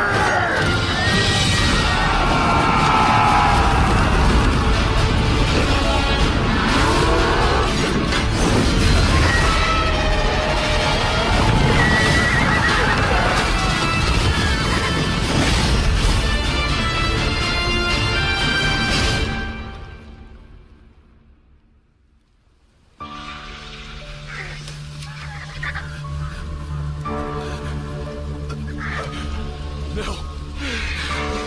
Please.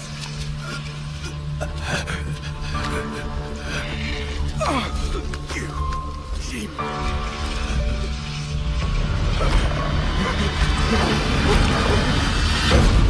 Please. The Annihilator has decimated countless worlds.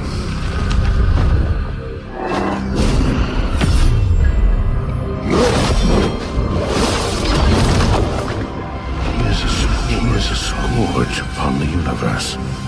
My star.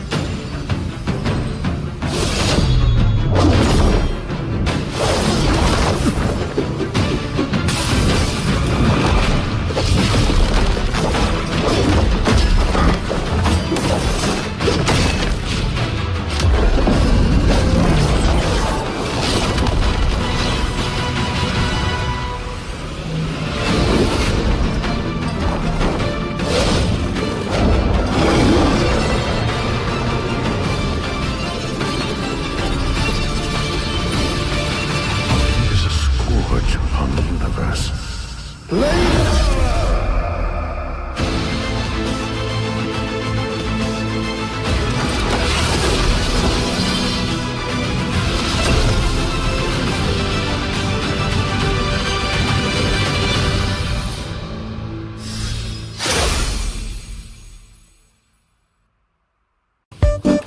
guys, I'm so excited to tell you that I just received my cosplay outfit.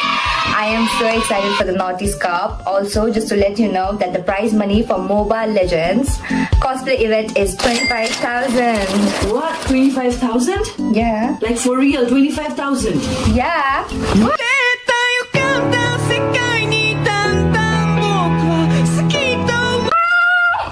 Guys, I got Rumi's outfit, so now the 25,000 is mine.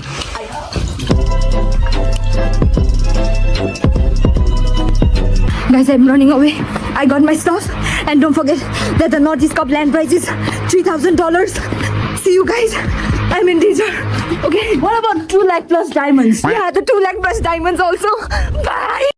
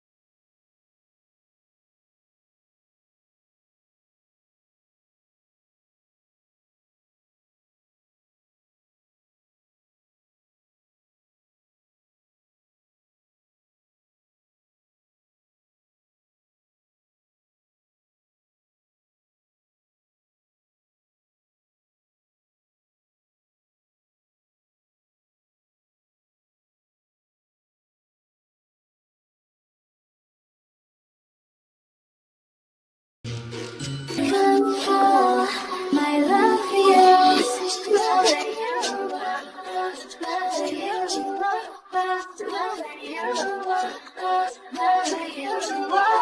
Hey there, legends! The Naughty's Cup is coming up, and I've got something special planned just for you. Curious about what I'll be wearing?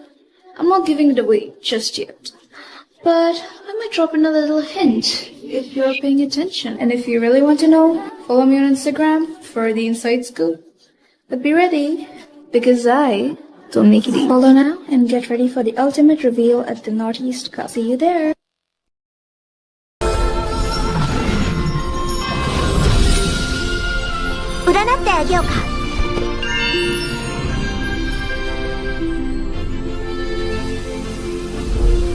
A thought to miss you, another to hate. Umbrella, show us what you've got. The umbrella is yang, the human is yin.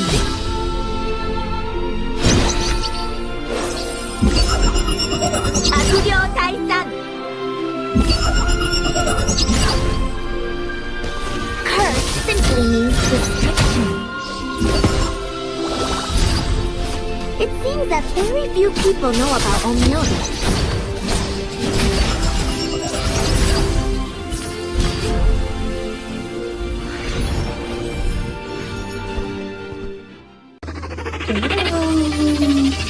Time to fly! Chokyo Mokyo! Don't you guys excited for the cosplay? Hello everyone, I'm bringing you guys an exciting news. The Naughty's Cup is coming to Guwahati, Assam, featuring a huge prize pool of $3,000 and more than 2 lakh diamonds. And also, we're hosting an incredible cosplay event. Don't you guys excited? That's not all. We're doing an epic skin giveaway daily on coming down to UID and the team for the so that the caster or the host will select you randomly. So stay till the end and win big. See ya!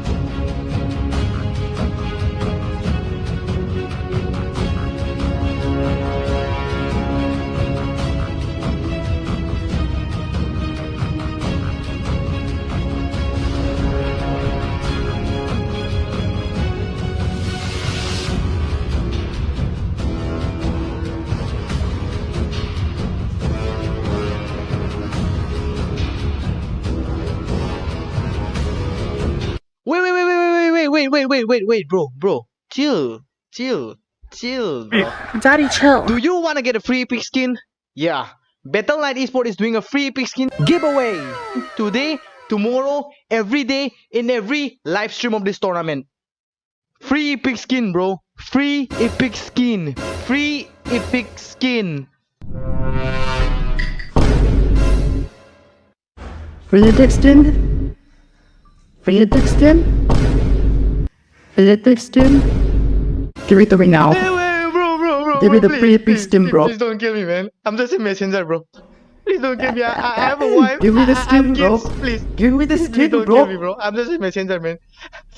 Let me tell you how you can join the giveaway. Let me tell What? you how you can join the giveaway. Okay. Just stick around till the end of the live stream, and Okay. the host and the casters they will select you, man. I'm gonna go watch the live stream. Just comment down your UID and the team you are supporting, and they will select you, please.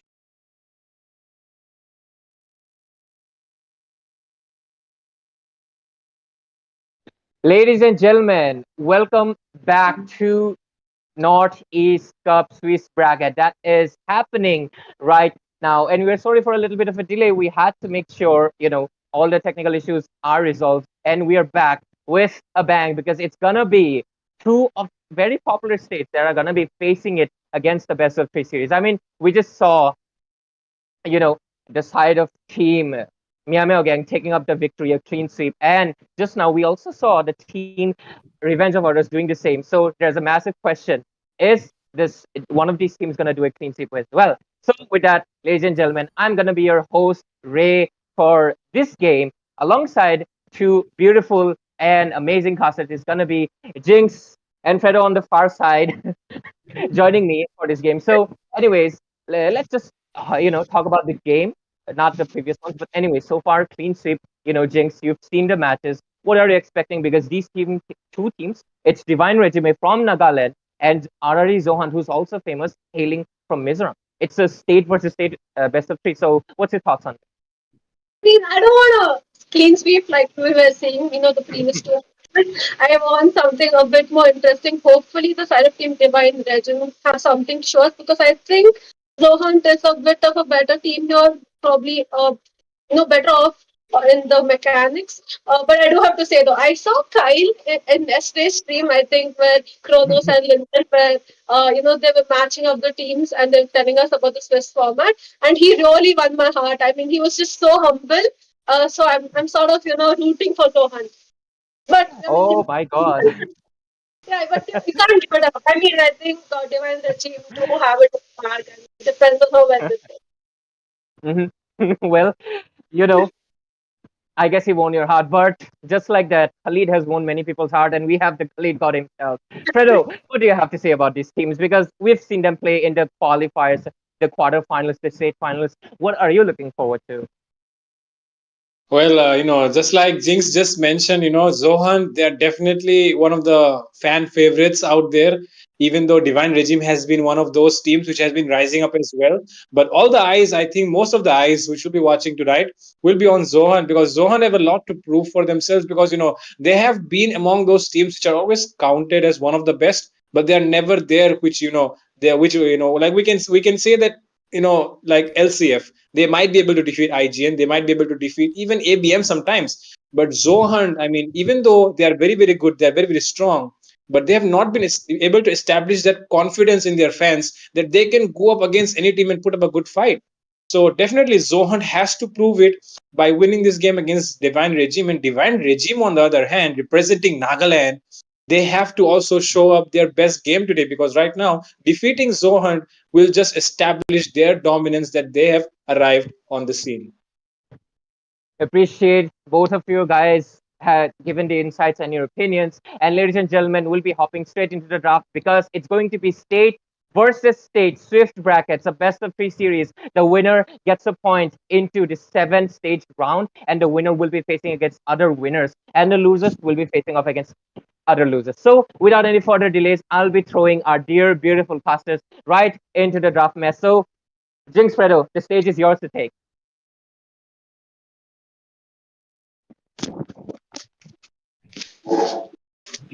Alright, thank you for that introduction. Right now, Fredo, like you were saying, right, I do have to agree with you. The side of Team Zohan, it's like they have the capabilities, but they're not there yet. They're not at the peak where you expect them to win every game. So, what do you think? Like, what are you expecting? Like, do you think this is where they show us what they're capable of? I mean, literally, it's about time that Mizoram, especially Zohan, who are representing the entire state, show us, despite the stereotype which has been going on around in the entire community, right? I mean, we all know that Mizos are always trolled, saying that if you have a Mizo on your team, then you always lose.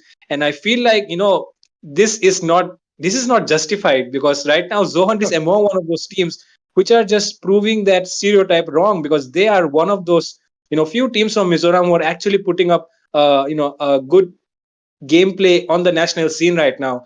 And that's why right now Zohan has to give their best if they want to prove that Mizoram is someone you cannot count out when it comes down to Mobile Legends Bang Bang. Yeah, I agree with you. But Fredo and now Nagaland, though, they're on the opposite side of that same receiving end, right? They also get a lot of hate, which is unnecessary. And hopefully, this time around, the divine regime just show us that Nagas have it in them too. Now, they're going to ban our Ruby first pick. Now, Ruby, though, Fredo, I don't see her get picked much, right? Like, she was just such a cherry on top for all the teams. Like, everyone wanted Ruby in their five-man matchups, and this time around I don't see her get picked much, and here we see her getting banned out first ban, and Chip coming in response from the side of Team Zohan. Chip, I understand, but Ruby, I mean, I don't see people picking her. Well, you're right about that. People don't really pick her that often nowadays. But recently I just came up with the data which was released about the Northeast Cup, and I just found out that actually Ruby is one of those heroes. Even though she's getting picked a lot in this, in these matches, she has a very very bad win rate. The win rate of Ruby is actually 24% out of all those top heroes which are getting picked right now in the Northeast Cup. So banning out the Ruby from the side of Team Divine Regime, it might just be because they might be feeling uncomfortable if the enemy decides to go with the Ruby. They might be going in for a Natan, they might be going in for a Moskov, they might be going in for heroes which do not have that domination in the gold lane early on. So maybe that might be the reason they are planning to ban out the Ruby. But on the other hand, talking about the Zushin ban here, like we all know how good this hero is. It's so simple to play, but it's so effective, especially nullifying all the crowd control and damage coming in from those frontliners. But Zushin as well has a very mediocre win rate, actually, just 47%, unlike the thoughts which you have about the Zushin. Yeah, I mean, she's an amazing hero, but looks like the side of Team Divine Regime, they're just banning out the CC heroes for now. They banned the Harith as well in response to the 4 years ban. Now Zohan, they're banning out the Suyu. So three bans coming in from both sides. Really good bans. Except maybe the Ruby, you were talking about the win percentage of Ruby very low. Maybe they could have just saved it and banned out the link instead. Now Divine Regime, they pick up the Alpha. Alpha, I mean, he's just shining in the jungle, Fredo. Like, he's doing amazing, especially against those assassin heroes.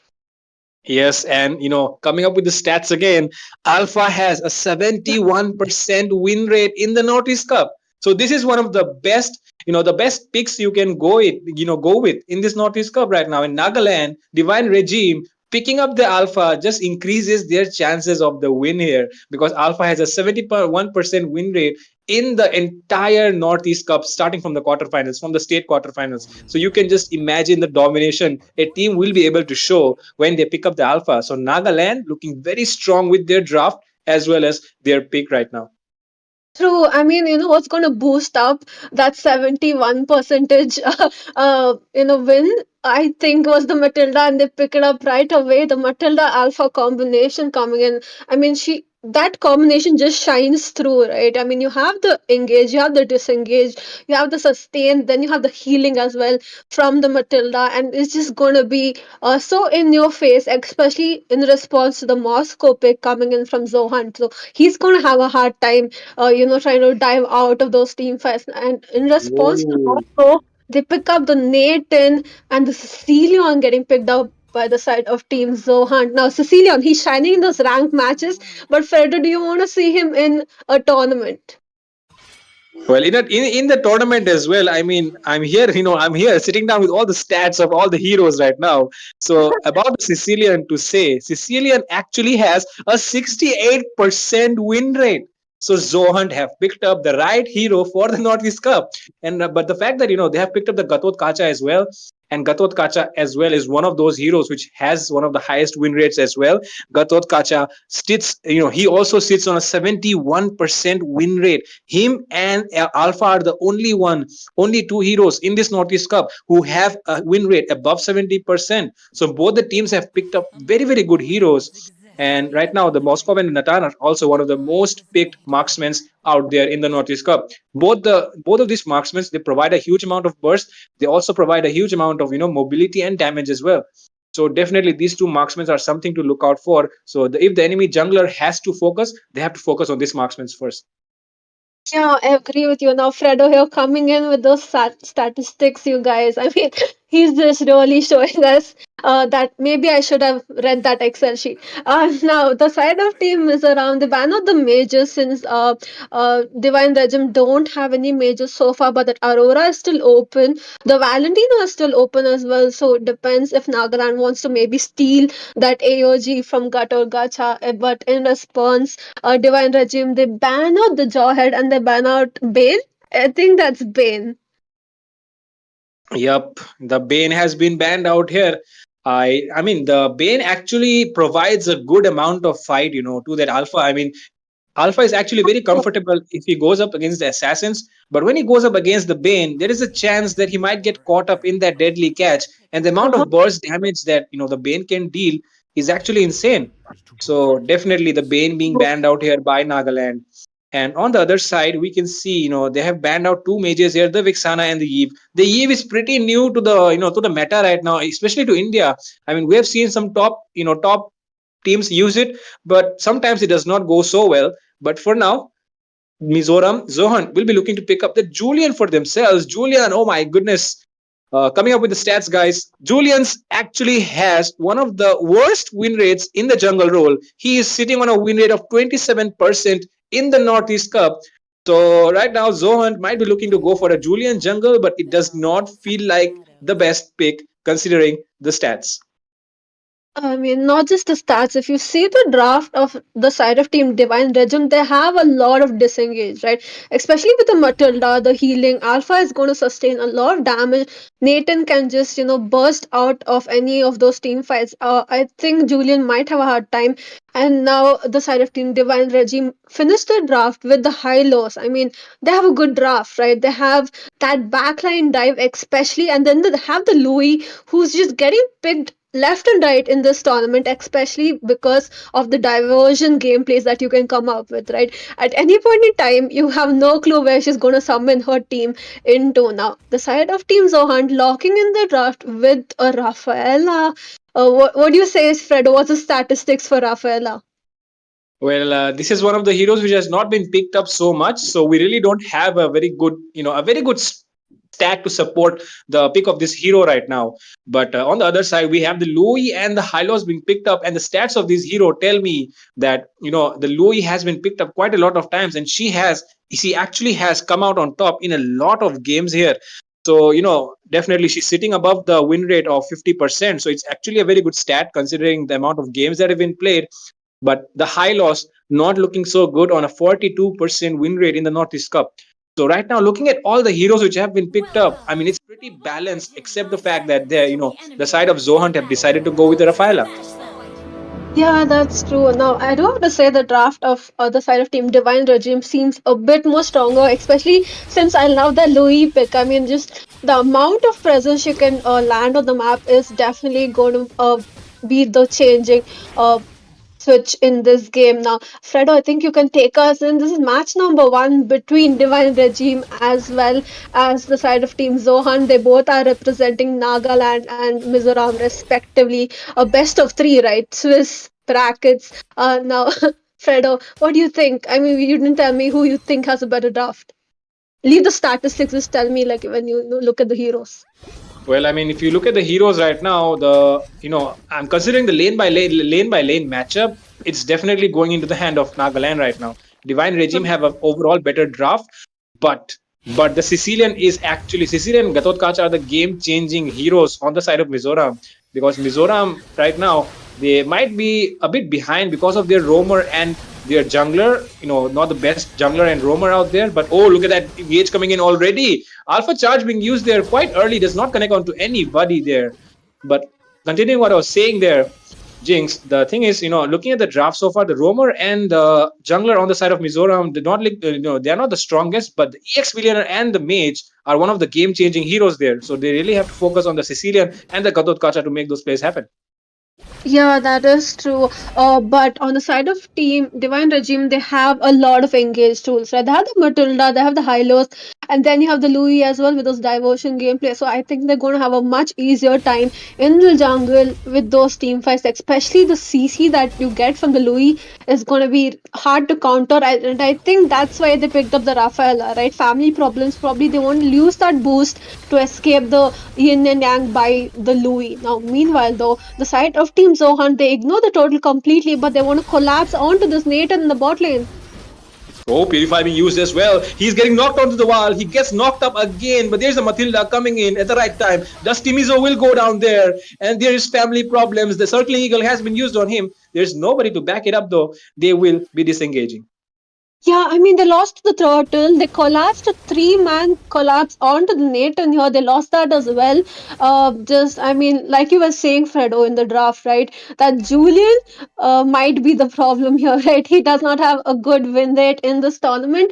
And this time around as well, they lost their jungle very early on into the game. Now we're going to see them try to maybe use this advantage, maybe steal out the purple buff, but Kiran here chooses to disengage. Now, seeing both teams, I feel like Kyle is definitely farming up much faster than Prime, especially since his team is doing a much better job in the jungle. They're taking those objectives and they're doing much faster rotations.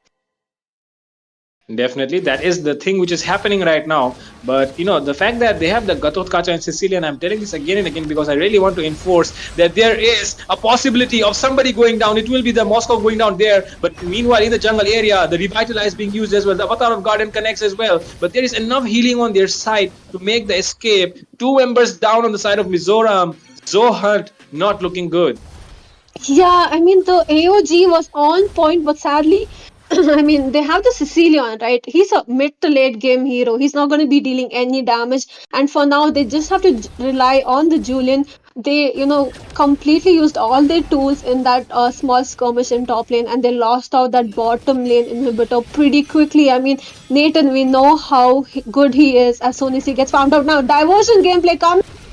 The Sicilian. Oh my goodness, the Sicilian somersault back to the silver of HP. The Circling Eagle has been used as well. Entropy comes in at the right time, takes down family problems. They are looking for more. They are looking thirsty.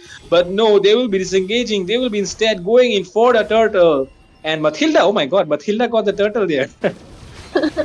Yeah, I think Alpha might have used up his retribution just to get that kill on Family Problems. Now, once again, Julian getting caught out there by Alpha. He's gonna lose his life along with his purple buff over there. Zohan not having a good time in the jungle. Objective.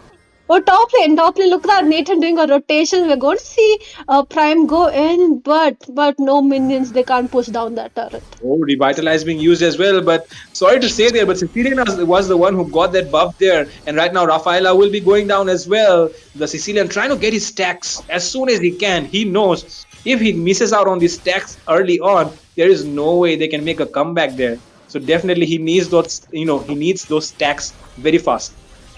Yeah, I mean, at this point, they're going to be chunking down that top lane inhibitor. Now, Win here, he's having a hard time. He's trying to clear out those minions, but he does not even have the AOG to retreat from there, right? He's pretty low, but the side of Team Divine Regime choose to disengage, don't really want to commit on to Win there. Now, I have to say though, Fredo, like I was saying, right, Cecilion as well as Prime, they both are mid to late game heroes. So I think Divine Regime's game plan right now is just to like keep the advantage, keep the pressure on to the side of Team Zohan, and then push down those turrets back to back so that Cecilion has a hard time getting those stacks, and Prime as well has a hard time leveling up. Now Matilda going in there.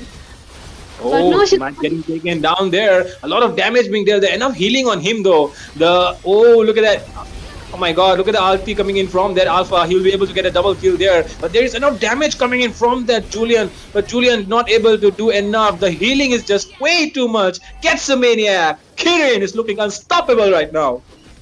Yeah, I mean, who is he healing Alpha so much? I mean, he was just at probably maybe 10% of his HP, and then he just healed right back on time. I think the side of Team Zoan haven't picked up their anti-heal. Probably, I don't see them, countering the heal coming in from Matilda as well as the Hylos, and they're having a really tough time. Where they're losing all the objectives, they're losing the jungle. I think maybe Dusty Mizo here might be lucky get his red buff, but he's not going to be getting anything else. Now all the side of teams. Oh no, diversion coming in.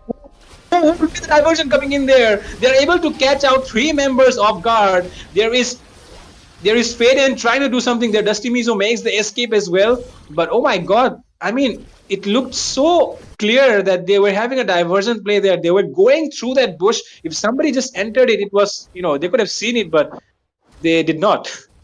Yeah, I mean, you have a Louis on the opposite side. I mean, I would be assuming that you are going to use your tanks and maybe check the bush, and that's what you have the Rafaela for, right? But she can check the books, she can give you the vision, but I don't see them utilizing it now. We see the Spear of Destruction coming in, but Moscow chooses not to commit. But the side of Team Divine Regime, they want more blood. They're just taking those inhibitors back to back. Look at that. We're going to see Hylos going in the Grolius Pathway, but nah, they just want that turret. Yeah, they just won that turret. They'll be getting the objective. Playing very, very objective here in Nagaland. Divine Regime are not, they're playing textbook right now. They're not trying to do anything funny, anything out of the box. They're just playing it safe. They're just playing it by the book. They're just following what is required to win the game. Yeah, true. Now I did say right in the draft pick that this Louis is going to be the game changer, and I think she's doing great. Hopefully, Family Problems checks out those bushes, gives his team a bit of vision so that they can escape that. Now look at that once again. They're going in. They're not going to get along. They're going to be collapsing.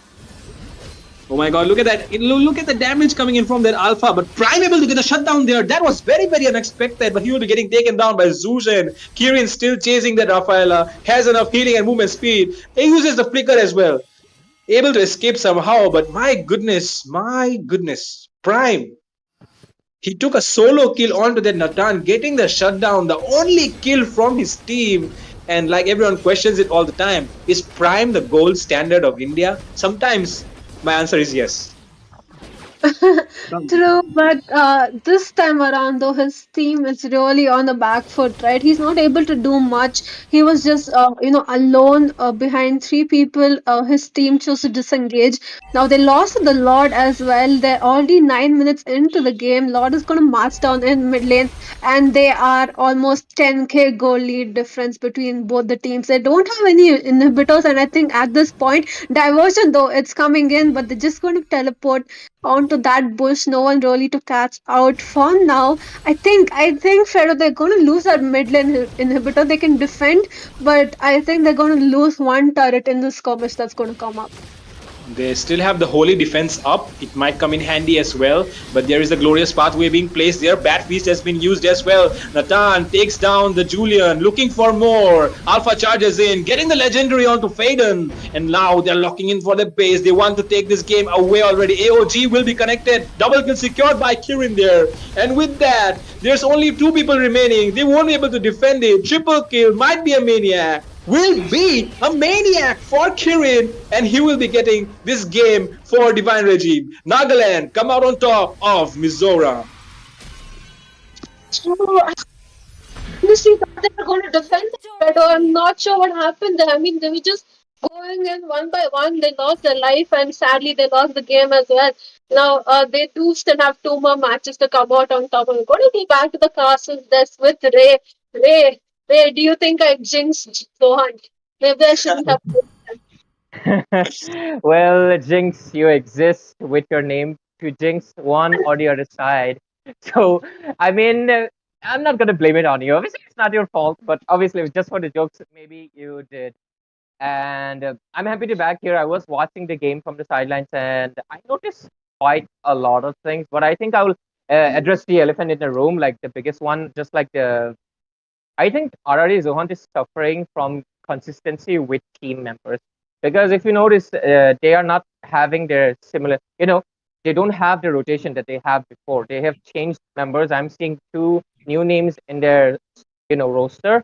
So I think they're playing obviously with their substitutes, which is obviously not a big issue. But I think playing with the main lineup for so many matches and suddenly switching it up on Swiss brackets, I think it's getting a little bit too hard on them against someone like Divine Regime, who are all prepped up. We can look at that 14-0 until Prime secured one kill on their hands. Yeah, this is like complete one-sided gameplay. The side of team the team Nagaland, right? They had one goal. Just pick up the Alpha Matilda and go in for the diversion play, do the early snowball, give the Kyle the zone that he needs to farm up, and that's it. The game plan was simple and it executed perfectly. Kyle got two maniacs in the game, and on the other hand, Zohan was just scattered left and right. Yeah, I agree with you. Maybe they think it's a Swiss format. They have more chances, up against other teams. So this time around, they want to use their substitutes, maybe try out a few different things. But you can't take it that lightly. I mean, Yeah. yeah, I understand taking a chill pill, but not too much, right? You can't lose that badly, guys. I mean, you're in the top 10. You got to show us what you got. Exactly. Fredo. Yeah, definitely. I mean, I think Loopsy guy is one of the junglers, right? One of the main players in this game. I mean, in this game which we play, we really cannot. I mean, there is the ADC, there is the goal laner, but the jungler is actually one of the most important roles. And swapping it out actually breaks the entire, just breaks the entire composure of the team. The synergy that you have, the communication that you have, because it's always some guy who is taking the short calls, right? I mean, you're rotating to this lane, you're rotating to, like, someone is always there to take those short calls, and it's always been Loopsy guys is the one who leads this team with his jungle role. He's the one who makes the short calls. You go left, you go right, you go top, you go mid, whatever it is, right? But right now it's Dusty Mizo in that driving seat. He is the one playing the jungle role, and might be this is the case that missing out Loopsy guys in this match might be the reason why they're having this communication gap, this rotation issue, and picking up the Rafaela and Julian. I mean, that was completely nuts. I mean, I never expected them to pick up this. And I mean, when they picked it up, I was definitely having some thoughts in my mind that they're definitely going to lose this match. Yeah. Well, it's kind of true because Julian so far throughout the group stages and everything has the lowest win rate as well. So it kind of makes sense. And also, I agree with you because this game really, really, at this meta, the jungle relies a lot. He carries the pace. Like the whole early game is on their hands. Fight. I mean, mage, tank, they are going to give the support. But if the jungle can't do anything, the support means absolutely useless. And I think Jinx wanted to say something. No, I was talking to the Rafaela, right? I get it. I think it was sort of a counter to the Louis. Maybe they wanted to spot out the diversions, but and maybe even use up the speed boost that she gives to escape those Penang. But it just didn't work out, right? I think at one point, Fredo, we saw them, right? They teleported right between five people, and they could not figure out that they were there. I mean, it was just bad communication. I think all around. Hopefully, this time they pick up the pace, they talk to each other about what they want to do. But I agree with you guys, right? Switching out two people at in top 10 phases, I mean, what are you thinking? Like, I mean, I'm not sure. I don't know. Yeah, I truly believe so as well. And I think that's paying for it. They are not able to communicate. Dustin Mizo, he's a really good EXP laner, right? But EXP rotation and the jungle rotation, it's very different. You can't really just, I mean, you can, but it takes time, practice, patience, and a lot of scrims, which I don't think they had enough time to do because this is the first time we're seeing this lineup. So, with that, I think we'll be covering it up because the teams are waiting. Hopefully, the side of Team Mizoram can do something better this time, not be completely one-sided. So hopefully they pick the pace up. And with that, I'll be letting Jinx and Fredo pick the stage up again. The spotlight is yours, guys. So let's go into the draft. I think we can go to the draft now. Once again, Fredo is going to give us a few statistics. What do you think the statistics are for side of Team Sohan winning this game? Well, I mean, they have to pick up the heroes first for me to spit out those statistics for the people out there. But those of you who are interested, I mean, there are actually people who are taking who keep a record of the data. So you can go to the Northeast Cup website and check out the data about the heroes which are getting picked up. And I mean, Northeast Cup is the biggest stage out there, right? For the entire Indian subcontinent right now, because this is the biggest tournament and might be possibly one of the first tournaments ever in India to have a Swiss bracket round. So definitely, guys, do check out the website and you can see there for these stats which I'm talking about, right? And with that, the first ban already setting in, one of the top junglers there, which is having a win rate of 63%, is none other than the Suyu, which was just released yesterday. Released yesterday. Okay, I had a bit of a jump scare there. But we're gonna go back into the draft pick. They ban out the 4 years this time around. Now, Divine Regime, they are on the red side, so they have second pick. So now, what are they gonna prioritize in the bans, right? Like, do you want to give up? Maybe the Alpha? Do you want to give up the Matilda or maybe even the Zushin? It depends on what they're willing to risk. Now, the side of Team Zohan lost the first game. This time around, they ban out the chip as well. Maybe they have sort of similar bans coming in from the first game as well. I mean, I don't see anything new. It's just the same bans. But I mean, if you are a blue side, you definitely want to get the chip right. But them banning out the chip is very, very Yeah. very not the best thing to do, because if you're a blue side, you really want to get the hands on the chip. If you are if the enemy leaves it out, so you don't really ban it out if you're on the blue side. But right now, Zohan, I don't know what their plans are. They've banned out the chip and they will be going in for the Natan ban as well. Definitely the Natan was causing a lot of problems for them there. And with that, the other ban, which is Ruby again. Okay, Nagaland respecting the Ruby on Prime, but banning out the Ruby, I don't feel like it's that worth it. The Ruby is actually a hero that can be countered quite easily if you have a lot of mobility like the Matilda. If you can pick it up, there's no way a Ruby can actually come out on top of your team. But with that, the ban phase has been complete, and one of the heroes which I mentioned in the last game, Zushin, has been picked up here by Zohunt. Yeah, Fredo, I agree with you on the chip pick, right? I mean, if your first pick, maybe that's what you want to prioritize. Let the sort of team divine regime ban it out instead. But I think Zohan was sort of looking for the Zushin pick, right? I think they wanted her. I think they're comfortable with her. But the side of team Oh. divine regime once again picking up the Matilda. Now, what if they pick up the Matilda Alice? Right? You ban out the Alpha yourself, but okay, no, they go for the Ling first pick instead. Now, Ling, I think Nolan would be equal to the Ling in the jungle, but what does Zohan want to go for? Like, do they want to go for something? Maybe not the Julian again, right? Hopefully, not the Julian. They go in for the Mart. That's new.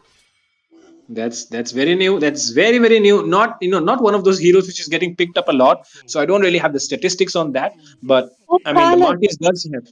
The Martis does have a new Starlight skin. So definitely the Starlight skin might give him a boost or to the damage or to the skill effects and all that. The smoothness might increase due to the new skill effects, and that might be one of the reasons why right now Mizoram Zohan has prioritized picking up that Martis along with the Khalid there, and the Khalid being picked up. But on the other side, I mean, I was really hoping that Nagaland will not lock in that Matilda, but my goodness, they locked in the Matilda, and right now they have three heroes which have a lot of mobility. So it won't be the best time for Zushin to be picking up and throwing them away. They have so many dashes to just escape away from the range of that lantern.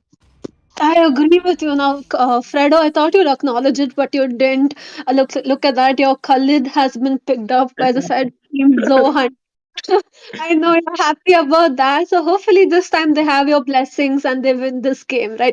But I agree with you, right? Divine Regime, they have a lot of dashes, a lot of disengage tools in their arsenal. For now, the Zushin is probably not going to be able to catch anyone unless they get a tank that can lock them down, right? Well, like what can you pick? Maybe Minnesota at this point might be good. Probably the only counter to the Harith for now, maybe the Gatot as well, if they want to look for him, maybe something else. But now the side of team, I mean Zohan, they ban out the Gatot themselves, they ban out the Hylos themselves, Oh my and the god. side of team Divine Regime, they ban out the Moscow, and then they ban out, what is that? Fredo, what is that last ban? I can't see it. It's actually a jawhead, actually. Okay, Jawhead as well. Now, what do you think about these bans from Zohunt? I mean, why are you banning out the Gato Gacha? Like, I think he would really work good in your composition, but you ban it out instead. Like, why? I really have no answers to the things which Zohant is doing right now. I mean, they're leaving me speechless. They're leaving me out of words. I'm trying to find logic. I'm really trying, but they are not giving me any clue to what they're doing right now, because they are banned out the Gatot Kaja and they'll be going in for the Kaja. Okay, the Kaja is actually good here. You can lock in for those heroes like the Ling, like the Harith, like even the Matilda. But the Matilda, I mean, the Matilda is actually able to purify the ultimate of the Kaja. The divine judgment can actually be, uh, immune. But yeah, on the other hand, they have decided to go for the Beatrix. Oh, very interesting pick here. The Harith and the Beatrix, one of the best goal laners out there right now going on in the Northeast Cup. Because looking at the stats right now, uh, let me just get that paper. And yeah, with that, looking at the stats right now of the Harith is sitting on a 50% win rate. Along with that, the Beatrix is sitting on a 61% win rate. Not a bit, 10% higher, almost 11% higher than the Harith. So in this matchup, the Beatrix, I mean, I'm not going to say anything, but it's prime. It's prime. That's it. That's all I'm going to say. It's prime on the Beatrix. Yeah, but like, would he maybe have preferred a Lunox up against the Harith, right? I'm not sure how well the Beatrix does against the Harith mid to late game. Hopefully, Kaja is able to protect her now. The side of Team Divine Regime finishes up their draft with the Eve. They have that kill box, they have the engage, they have the disengage, then they have the Hilda as well. And she's going to be really in your face, especially I think the Beatrix is going to be her target now. I have to say the side team Zohunt, like you were saying, you don't know what they're doing. I think they're going for those, that one line that a wise man once said: the enemy can't know what you're doing if you don't know yourself.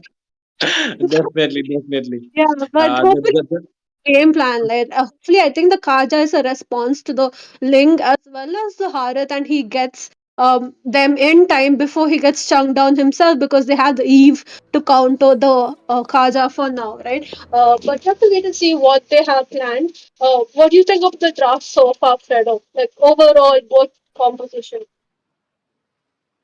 I mean, if you look at the draft so far, both the teams looking even, I would say, because the fact that they picked up that Kaja and Beatrix there, the Beatrix actually has a lot of potential in this match right now, because the Ling, I mean, if he does not get his Tempest of Blaze onto that Beatrix, if the Beatrix somehow able to sidestep and immune, I mean, somehow able to get away from the Tempest of Blaze knock up, then he can actually delete that Ling instantly in the late game. So there has to be a lot of pressure coming in from Divine Regime onto that goal lane, especially because it's Beatrix. And yeah, definitely someone who really needs to be mentioned here, which is Prime.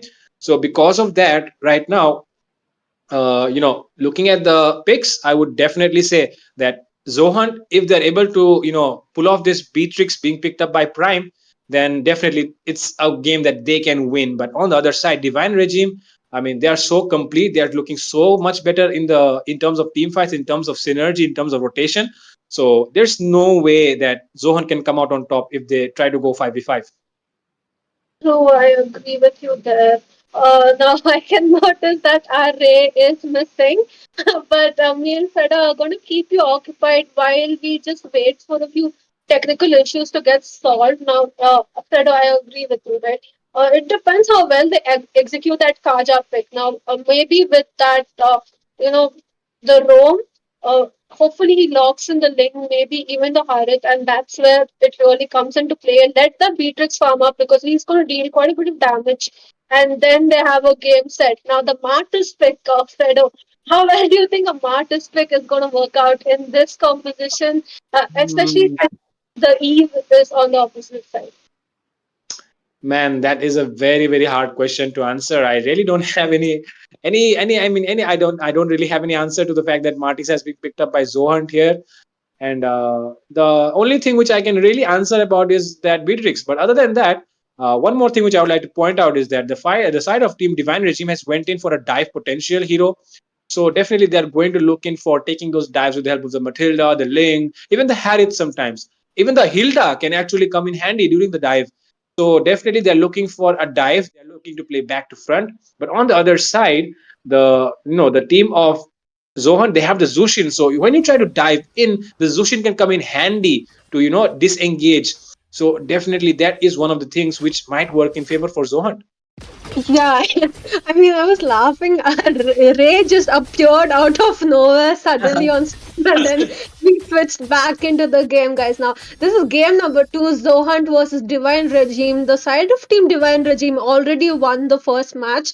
So, the side of Team Zohunt really need to win this one if they want that 1 point in the Swiss brackets. Now, so far, the teams just saying hello to each other, not really doing much. They're just, introducing themselves for now.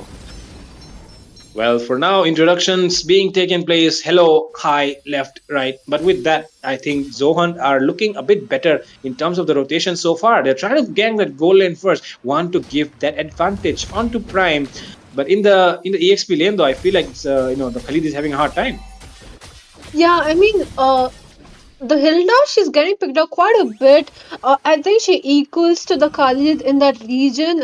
Maybe she lacks a bit in the damage department. But Khalid is playing it a bit too safe. Probably he could poke her out more. But it's just sort of a cold war in the EXP lane. But what we need to watch out for is definitely the gold lane, right? Whoever farms up first, if it's the Beatrix or if it's the Harit, they win the game. Now, meanwhile, the both teams getting ready for the for the turtle setup. Both teams trying to give visions to each other.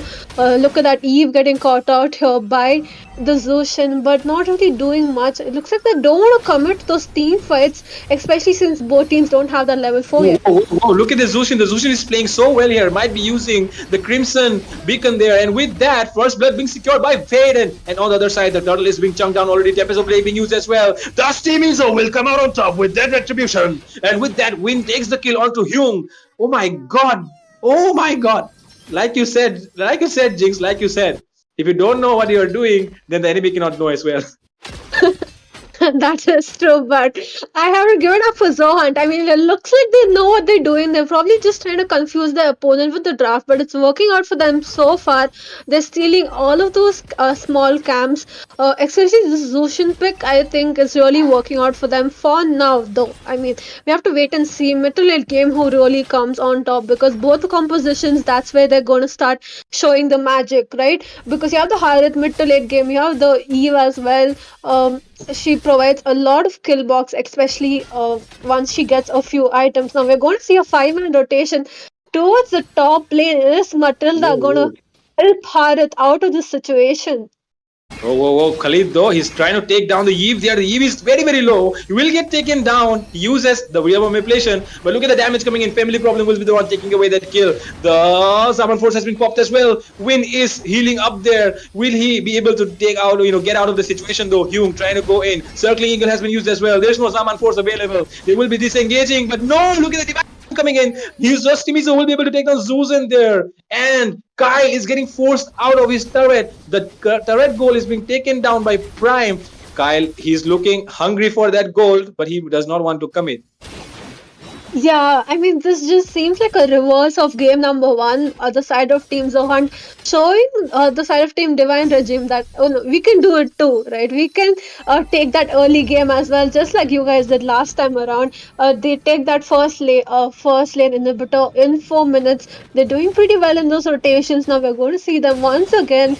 Maybe try to steal Link's blue buff, but they're probably not going to be able to get through. Now, Eve, though, Eve is definitely the target for win here. I mean, he's just on that Eve's face. Definitely. I mean, Khalid is just showing why he is known as one of the gods of EXP right now, Dusty Mizo. Taking that turtle away. Kirin, he wants to do something there, but he does not. He's not able to do anything at the moment. There's not enough damage on him, not enough farm as well. Oh, look at that. Hyung might get taken down there. He will get taken down in the hands of Dusty Mizo. Martis, he has that early game potential, and right now, Dusty Mizo is just, utilizing it to the max. True, true. Also, Prime here, he's definitely farming up. He's doing a good, good. He has a good time in the jungle area. He's taking all those minions. Harith, in the meantime, though, he's getting denied quite a bit of minions. Now, once again, when you're getting caught out between two people, but he does use up the flicker, but it's a bit too late. He can't sustain that much damage, and Kiran gets the first blood for his team. I mean, that's his first kill they have had so far in the game.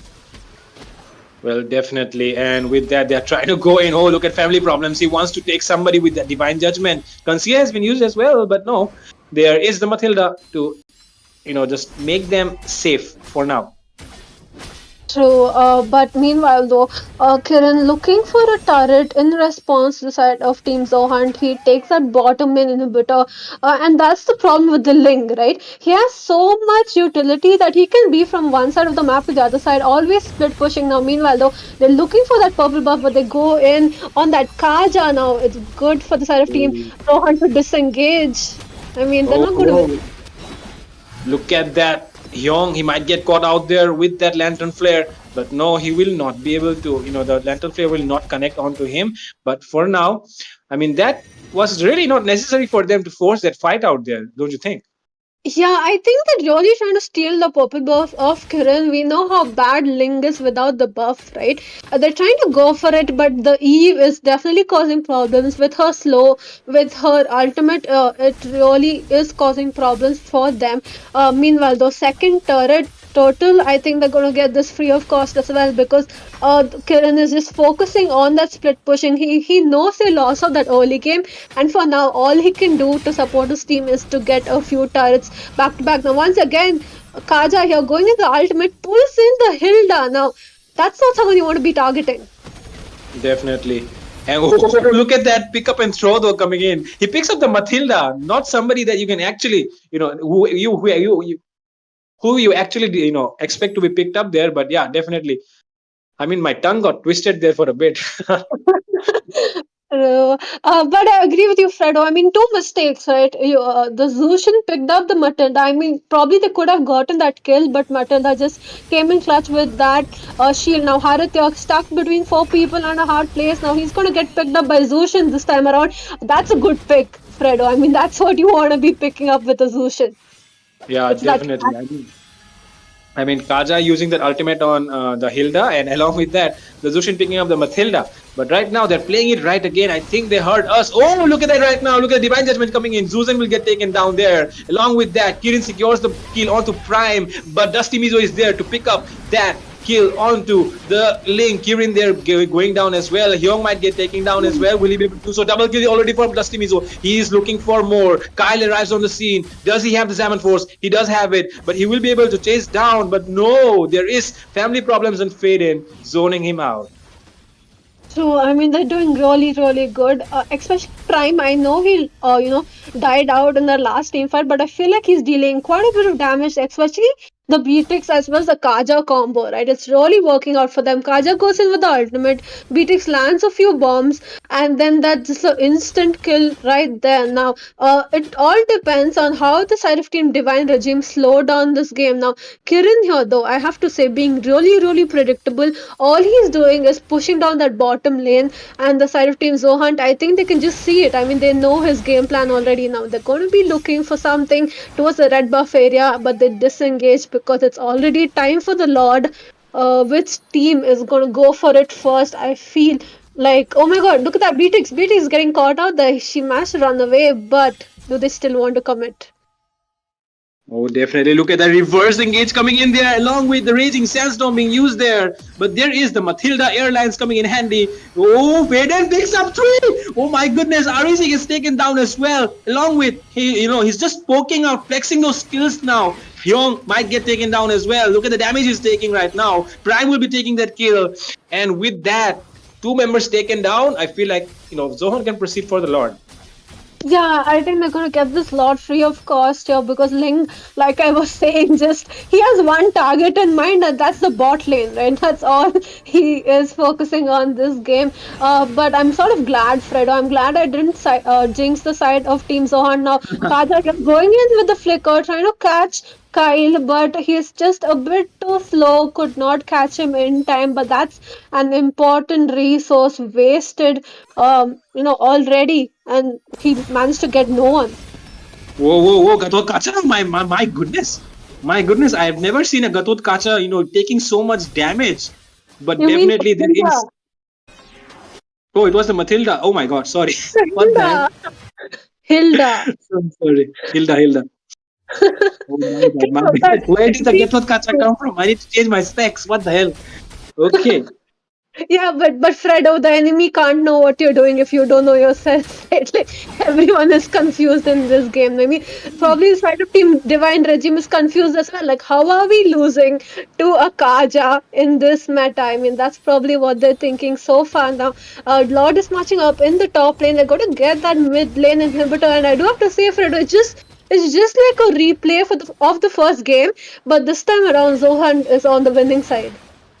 Yeah, definitely. I mean, they want to. Look at the pull coming in again. All that Hilda. Hilda will get taken down instantly. Along with that, there is the real motivation coming in as well. Dusty Mizo is trying to take the damage. He's trying to deal some damage as well. Turret might be going down there along with 1 kill. Oh, but no, they're able to make the escape there. They're trying to take out 2 inhibitors before they go down. 2 inhibitors taken down. The third one might go down as well. But no, not enough minions yet.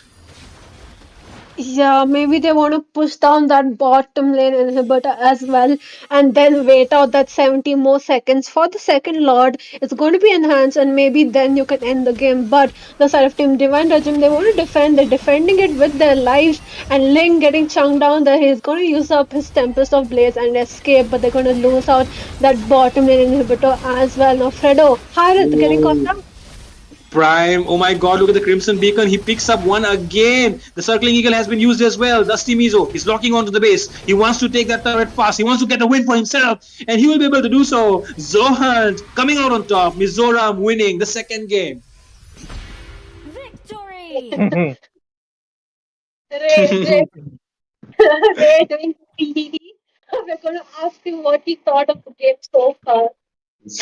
Uh, Ray just You coming know, inside and just greeting us with his he. well, I'm no Michael Jackson, but yeah, I can give a without any issues. But I'm happy for a reason. Well, if the Costas S comes up soon, you guys will know what's the reason because I'm waiting for it. I'm waiting for it to discuss something. And there we go. Thank you guys for having me. The reason I was laughing in the background, look at this. Look at this. She's the MVP, guys. I love her for a reason, not just because she's pretty. She's really strong too. But jokes aside, guys, Zohan making a little bit of a comeback from the first game. Very impressive. I was watching it, and I was thinking perhaps I was doubting a Martis a little bit, but he is a very good early game, right? And I think the side of team, Nagaland, they went in for a mid to late composition and didn't really think about much of early game this time because no matter how good Ling you are, you can't really fight off against Martis who's immune to CC and also he gives CC. So I think they underestimated that. And Team Mizoram, they're making a good case right now. And, you know, uh, you guys watched the game, right? What's your analysis, especially Jinx? What went wrong on the hands of Team Divine Regime? Was it the draft or the execution was too lacking? What's your opinion? I think it's the execution now. For the draft, I think they were pretty good. The Eve is I agree. definitely out to the Zushin. I mean, I see her getting picked up in the responsible Zushin, especially in the NPL and so on. But she just got caught out way too early. I think the problem was the Khalid, right? The Khalid, like I think Fredo would be proud. He was always on the Zushin, I mean, on the Eve, making sure that she could not use her real world manipulation to its fullest extent. And I think that's where it really started costing them the game. And overall, it was just complete domination from side of Team Zohan. That they made sure Prime was fed.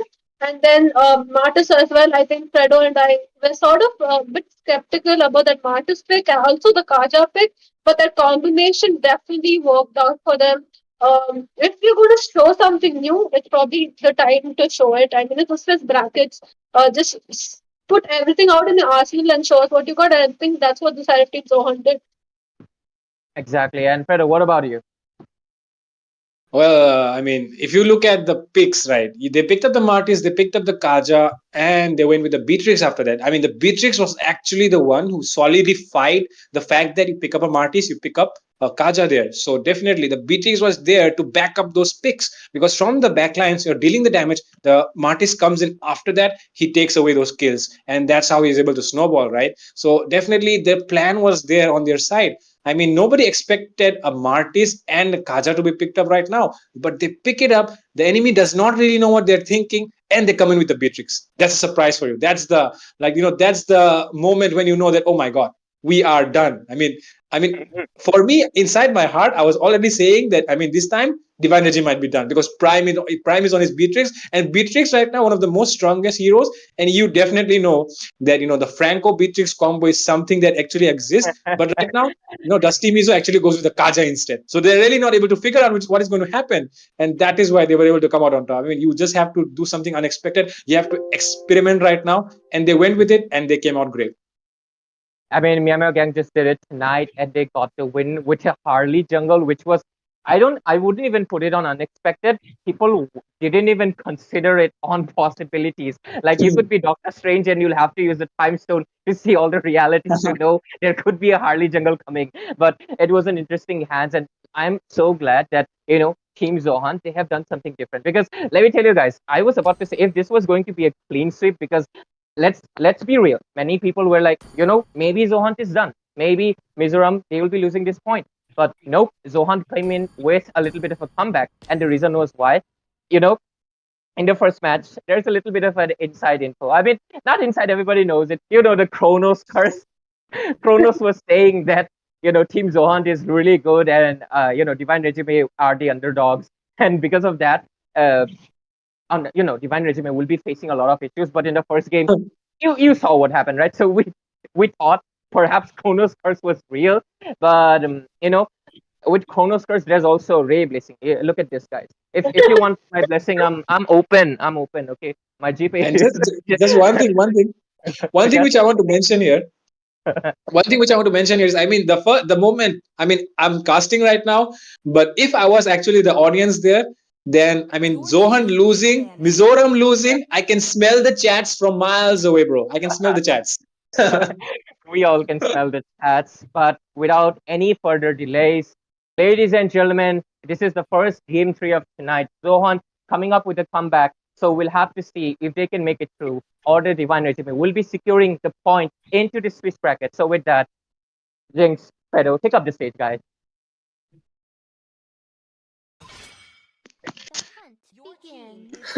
Okay, thank you, Ray. Now, I have to say, I agree with Fredo, right? I mean, if I, sorry, I can see Ray. I can see Ray's cam. My bad. Now, I can see Mizoram was Nagaland, right? And I agree with you, Fredo, right? Which state is going to come on top? It all depends on Divine Regime as well as Zohan. But this time around, the Zohan is on the red side, right? I mean, a sort of a disadvantage. You don't get that first pick. So who do you want to prioritize? Now, Divine Regime, once again, going in for the Ruby ban. Are they that afraid of Prime's Ruby? Like, I'm not sure. Like, why are they banning out the Ruby so much? Like you mentioned, Prime is the reason why they're banning out the Ruby every single game. I mean, there's no other reason, because Prime is just so dominant on that goal lane. If he gets the Ruby on himself, I mean, you do have the damage, but on top of that, you have the ability to make those setups for your team. Along with that, I'm offended, along with the Don't Run Away Wolf King, so definitely there is that potential of setups coming in from Prime. So because of which they have banned out the Ruby, respect ban coming in from their side. And Mizoram, Zohan remembers what happened with them. The onslaught coming in from that Alpha in the first game from Kirin. They will be banning it out this game. True, and the ban of Lucian, so looks like we're not going to have any of Ray's blessing this game for the side Mhm. of Team Divine Regime, right? But I do have to say though, Fredo, I mean, I feel like Zohan was battling a lot of, they had a lot of stuff on them. They had the Chronos curse, and I think I jinxed them in the first game. But thankfully, they had your Khalid blessing as well as Ray's Zutin blessing to counter our curses, and I think that's probably why they won the second game. I'm just kidding, guys. I mean, they are amazing players and they played really, really well. And hopefully this time around they show us what they have as well. Now they banned the chip in response to the Harit ban, so just standard bans coming in. I don't really see anything new, but do Zohan want to ban out the Matilda? Definitely something to ban out there. I mean, Matilda has been picked up in the last two games, so definitely they should go for it right now, because Matilda has been causing problems for them. But definitely, I mean, right now, Beatrix is also an option which, Divine Regime might start considering, because they saw in the last game, Prime was doing so good on that Beatrix. So they might definitely consider picking up that Beatrix for themselves in this game. But, keeping the game aside, let's just talk something casual right now, Jinx. Don't you think this match is, one of the most important matches in the entire community of the Indian community right now, because both of these states are associated to be, I mean, the worst the worst Mobile Legends player out there. They are called to be toxic. They are called to be, they are called to be noob as well. But right now, it's this. It all comes down to this match. I mean, after this match, either you're going to take that curse away from your state and you're going to give it to the other state, or else you're going to own that curse yourself. And on top of that, the other team is going to give you another curse on top of that. So right now, it's really, really exciting to see if after this game, which state will be the one removing that curse from their foreheads. Yeah, I mean, Fedo, I like that, right? I think if the chat can agree with us, I mean, let's see if the curse is going to go to the side of Team Nagaland or is it going to go to Mizoram? And whoever wins this game, I better not see anyone saying, whatever Noob Naga or Noob Mizo or whatever it is, right? I think Divine Regime as well as Zohan can show us which state is going to come out on top here. I agree with you there. I mean, that's a good good comparison coming in. Meanwhile, though, we're going to just look at the draft and then carry on the conversation. They pick up the Fovius, they pick up the Hylos as well as the Angela. Now, this Angela, is it going to be a Rome or is it going to be a mid lane Angela? Because I just don't like a mid lane Angela. Definitely the mid lane Angela. I mean, it can go in handy considering they have two front lines which are so tanky, they're so beefy, they have a lot of juice on them. But the other side, they have picked up the carry immediately, to counter that pressure coming in from those front lines. I mean, look at them, right? I mean, they can come on you like a truck. I mean, look at them. They have phobias. They have a high loss along with the glorious pathway, along with the movement speed coming in from that hard guard. I mean, if you take up a phobias and you put a hard guard on him, I mean, what is your answer to that, Jigs? Tell me. If there's a phobias with a hard guard, what will you do? You know what? I'm gonna go into the settings and then scroll down and click surrender. I mean, that's probably what my response would be. Especially if that Phobius chooses to pick up the vengeance, he's just gonna be such a brick wall, always jumping on your face. Especially since there's a Matilda on the opposite side, right? So she provides a few dashes which Phobius can utilize. So that's probably where it's gonna cost them. We do have to wait and see though. Zohan do have two more picks. Maybe they want to pick up the Gato Gacha because I don't see it getting banned so far.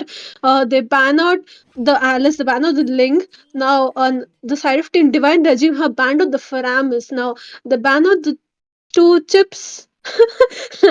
Is that two chips I'm seeing? Whoa, whoa. Two chips on the screen right now, guys. Uh, Definitely something, the glitch is Maybe it's happening a right now. Valentina. True, maybe it's a Valentina. I mean, Fredo. I mean, you know how she steals away the ultimate. Maybe it's that. I'm not sure. We're gonna wait and see what that ban actually is. But Zohan, right? What can they do to counter this Phobius pick? Now, the most standard counter would probably be Minsita, but I don't see any teams picking him up. Probably because he's not as tanky as you want him to be, and all his utility depends on whether he lands those hooks. So, what do you think, Fred? What do you think the counter to the Phobius is going to be? Because I see the Khalid is still open. I mean, to be honest, they can go with Aurora right now if they actually want to go with something right now. Because the Aurora actually just, I mean, you come in with those jumps, right? You come in jumping on the enemy, and then you get frozen. You get frozen by the Queen of Ice, and after Uh-huh. that, oh, but no, there is the Vexana as well. Okay, one of the other queens which actually does a lot of crowd control and damage. And the most important and one of the most annoying skills of any hero in the other game, other than the Nalas Molina, is Vexana's Deathly Grasp. What do you say about that? I don't know. I feel like Aurora is definitely more annoying, but maybe I think something that's more annoying than the Vexana is definitely the Carmella, right? With that curse of blood, I just hate her so much in those rank games. But they pick up the Vexana, which is almost equal to Aurora when countering the Phobius, and they pick up the Khalid as well. So it looks like Zohan has your blessings this game, Fredo. Now the side of team Divine, they pick up the Fanny and then they pick up the Irithel. Now Irithel is someone I've seen quite a few teams start to pick her up. Once she gets farmed, she has that movement speed. She has, that damage. It's really going to be hard to catch her, and I don't see anyone on the side of Team Zohan that can actually counter her other than the Khalid. Definitely. That is one of the reasons why Irithel has been picked up right here. A lot of mobility, a lot of dive potential coming in. But the only thing which we have to, the only thing that Mizoram can actually, try to come out on top right now is the fact that Nagaland do not have a mid laner. They have Angela as their mid laner. And with that, ladies and gentlemen, finally in the third game, I'll take this opportunity to introduce you to two Goliaths of the Northeast region. It's Nagaland going up against Mizoram. Who will come out on top? This is the third game. It's a one-on-one right now. The score is tied. This victory will make sure that your state has the freedom to boast against the other. So definitely a lot riding on this game right now. Yeah, that's true. And you also get those bragging rights, right? You get to know who is the actual, I don't want to say the word noob, but whatever, you get to know who is the actual, person in the game. Now, we're going to see them once again saying hello to each other. Hilo's getting poked out quite a bit by, the Vexana here. So far, not doing really much. Now, Fanny already got her pop buff. She's going in onto the Vexana. Yeah, I mean, no, Angela steals her that first kill. I think Fanny would be mad. I mean, I would. Kiran probably, probably fuming right now. Okay, but look at that. They're invading the Fanny right now. but they won't be able to do anything. The buff is taken safely away, and Win is healing up with that quick sand guard, and he will be going back to his lane. Meanwhile, in the top lane, Prime doing a lot of damage onto Kyle, but Kyle, he has the movement speed on him to, just farm up slowly. And there's no way that, Kyle can die. And if he dies, I'll be really surprised. Yeah, that is true. Now, top lane, we're going to see Hylos just give a bit of vision, especially since Bane is looking to, flank the Irithel in the top lane, but he's not going to allow that to happen. But I do have to say here, Fredo, Nagaland, the side of team Divine Regime, they're going to have a tough time if they don't snowball, especially because of the Angela mid lane, right? You have no lane clear whatsoever. You just have the Irithel, and if she gets caught out, you're going to have a tough time trying to counter the damage coming in from the Vexana as well as the Bane. Now we're going to see Turtle get started up by the Fanny. Bane looking for something, but look at that Khalid diving right in.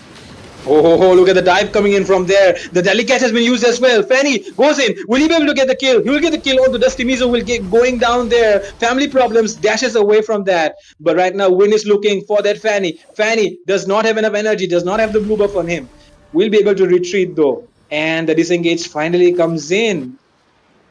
Yeah, I mean, probably with the Fanny, maybe you want to. I mean, you have the potential to do a lot of poking, especially with the Vexana as well as the Matilda. I would have expected the side of Team Zohan to maybe dive into that purple buff of Fanny and try to steal it away, but they don't seem to be doing that. Now, once again, we're going to see a total skirmish coming up. Both sides have taken the purple buff already. Turtle gets reset, but who's going to really commit for that fight? Because for now they're just trying to poke it out, let the other team use out those resources. Angela trying her best to clear out that mid lane now. Phobius though, he does engage and chooses to retreat. Oh my god, the Phobius is taking a lot of damage. Hard guard has been used as well. Glorious Sparkway has been popped as well. And right now, Dusty Mizo, they're trying to chase him down first. And they're targeting him. But he will be able to escape somehow. The engage coming in from that Vixana is so crucial. He's the one who can make those counter engages happen. Kirin going in for the Vixana. Fadin might get taken now. The healing is there though. He will be the one getting taken down instead. Hyung might get taken down as well. Win goes in. Will he be able to secure the kill? I do not feel like he will be able to. Oh, Fadin goes down there. But double kill secured by Win. Oh my goodness, what a fight that was. Yeah, I mean, Kiran engaged onto the Vexana without having any energy himself, and no wonder he could not, come out of that turret. Now, same thing goes to the Phobius, right? Just a bit of a overextend. He just jumped right into the turret, and then Vexana caught him out. I mean, he managed to get the kill, but sadly lost his life in the process. Meanwhile, the turtle still not gone to either side. We're going to see one more skirmish coming in. This is the third turtle skirmish coming in from both sides, and they still have not been able to take that turtle. Oh, hard guard has been used already. Right now, the Raging Sandstorm has been used. Let's see, Miso will come out on top with that retribution. Family problems, take down Susan. Along with that, now they're the one on the chase right now. Arisi is retreating. Zushin will go down. But now, in that turtle skirmish, right now, it's just so clear that having that Angela mid lane is, just lacking the damage for your team right now. True. I mean, you don't have the early game damage. For now, all you can depend on is getting that Irithel farmed up. Right now, she's having a tough time in top lane against the carry, but she might do well mid to late game. Now, once again, we're going to see Khaled as well as Phobius try to poke each other out. Not really, I mean, nothing really happening there. Both are evened out in that EXP lane, but we're going to see a gank on top lane. Hylos just giving a bit of vision. Matilda gets chunked down, but for now, nothing much happening. Though Khaled has rotated, are we going to see the side of Team Zohan come into a fight? Highly possible, because right now, look at the Fanny. He goes in onto Kozen, but family problems. The family problems will be able to go away from that situation. Right now in the top lane though, Prime is getting chased down by the Irithel. Will he be able to do anything there? Irithel will come out on top. Prime not able to. Oh, Kai will get taken down instead. He was taking a lot of turret damage. He did not realize that because of the Angela's hard guard. Yeah, I mean, he thought he could sustain it, but he just, tried to stay in the turret a bit longer than necessary, and then he, lost a 1-to-1 kill for both sides, losing the marksman right there. Angela, though, all she can do right now is provide the hard guard right now. Meanwhile, though, when you're trying to take that bottom lane inhibitor, he's probably going to get it, but Whoa, there's three whoa, whoa, people. whoa, Is he going to be whoa, able no. to escape that quicker? Oh my god, he's using the quick sand guard. Will he be able to escape? Oh my god, he will be taken down there. I mean, he Top could have retreated from the other side, right? But he went into that bush. lane. True. I mean, no. Once again, before the previous fight, both teams lost the marksman. This time, both teams lose the EXP laner. But Turtle is getting chunked down by the side of Team Divine Regime, and they managed to get it. They disengage as well in time. So I would say the lead goes to side of Team Divine Regime. For now, since they got the total, but the goal lead is definitely in favor for the side of Team Zohan here now. Mid lane though, are they going to be able to get it? We see Vexana engaging onto the Phobius, but Phobius gets the hard guard. Whoa, whoa, whoa. Look at the damage coming in from the phobias there. He's able to sustain. Dusty Mizo will get taken down, but he will get getting taken down as well. Look at the Fanny. He's trying to use his blades to do some twisting and turning there, but he does not. He's not able to do so. The Vexana just counters him so well with that, deathly grasp. Yeah, and also they're at the back foot right now, right? They don't have the sustain that they need to be diving into four people, especially the four ways. Now we're going to see Kiran try to take a few inhibitors, and that's what Afani can do for now since his team is lacking now. Prime here getting caught out, but his team is there for that support, and we might just see Kyle getting chunked down, hard guard coming in. But Look at that Gwen and Matilda Airlines flying there. Kyle still has enough damage, enough sustain as well, and he'll be able to get the shutdown there. Oh, look at that, Dusty Mizo going down. Kirin will be taking the kill on Prime, gets down Faden as well. Oh my god, that was a very bad, bad decision from the side of Mizoram, and with that, totally wiped out. Oh my god, that play there. Matilda Airlines has to be blamed. yeah, maybe get a refund for your flight tickets because that engage totally failed them. A complete wipeout. They lose out mid lane inhibitor, probably might lose out the upcoming total as well. And now Rital has farmed up, right? We were complaining about the Angela mid lane, but now they have the damage to counter that Angela mid lane. Okay, look at that Matilda Airlines once again, but she Oh my god. time. Oh my god, this might be one of those flights which gets hijacked by a terrorist. Because right now he's playing it against the team, and right now look at that, look at that Irithil. He's doing so much damage, and along with that hard guard, there's no way you can take him down because there's the healing from that Angela. Along with that, he has the sustain because of that Has Claw as well. So right now they're taking that Lord. Win is looking for an angle. He's trying to make a play happen. Dusty Bizo is arriving on the scene as well. But do they have enough ability to take that Lord down? I do not think so. Win goes in onto Kyle. The Lord is still getting chunked down. It's very low. Retribution. It's time for the Retribution. It's get reset. Shut down coming in from Faden. Kyle will get taken down there. Along with that, they're chasing down the Phobius. Hyong might get taken down there, but no, he uses a flicker to make the escape. And oh my god, to the surprise, Kyle gets taken down, and now Zohan are the one taking the Lord. That is true. This time, I think Matilda Airlines, they could counter the terrorists. They get the Lord. Ben managed to secure it, but look at Hylos. He has to recall. I think he was trying to maybe steal the Lord, maybe give his team a bit of vision, but not much use there. Now, the side of Team Divine Regime, all they need to do in this game is protect Kyle, right? All they need to do is focus on Kyle, protect him as much as you can, especially since Matilda as well as the Khalid seem to be targeting her, and that's all you want to be doing this game, right? Especially Angela's hard guard probably should always be on Kyle. Now we're going to see the Lord march down top lane. It's probably going to be chunked down pretty quickly, but hopefully the side of Team Zohunt managed to get a few turrets in that mid lane.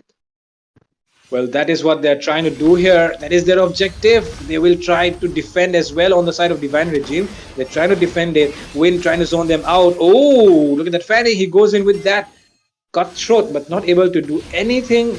But for now, the Lord will go down. They were not able to take out any turrets as well. But definitely they're trying to do it now. Yes, they will be able to do it. They're taking down that mid lane. And Fanny is there clearing that lane. in the bot side. So they'll be losing only that mid lane tier 2.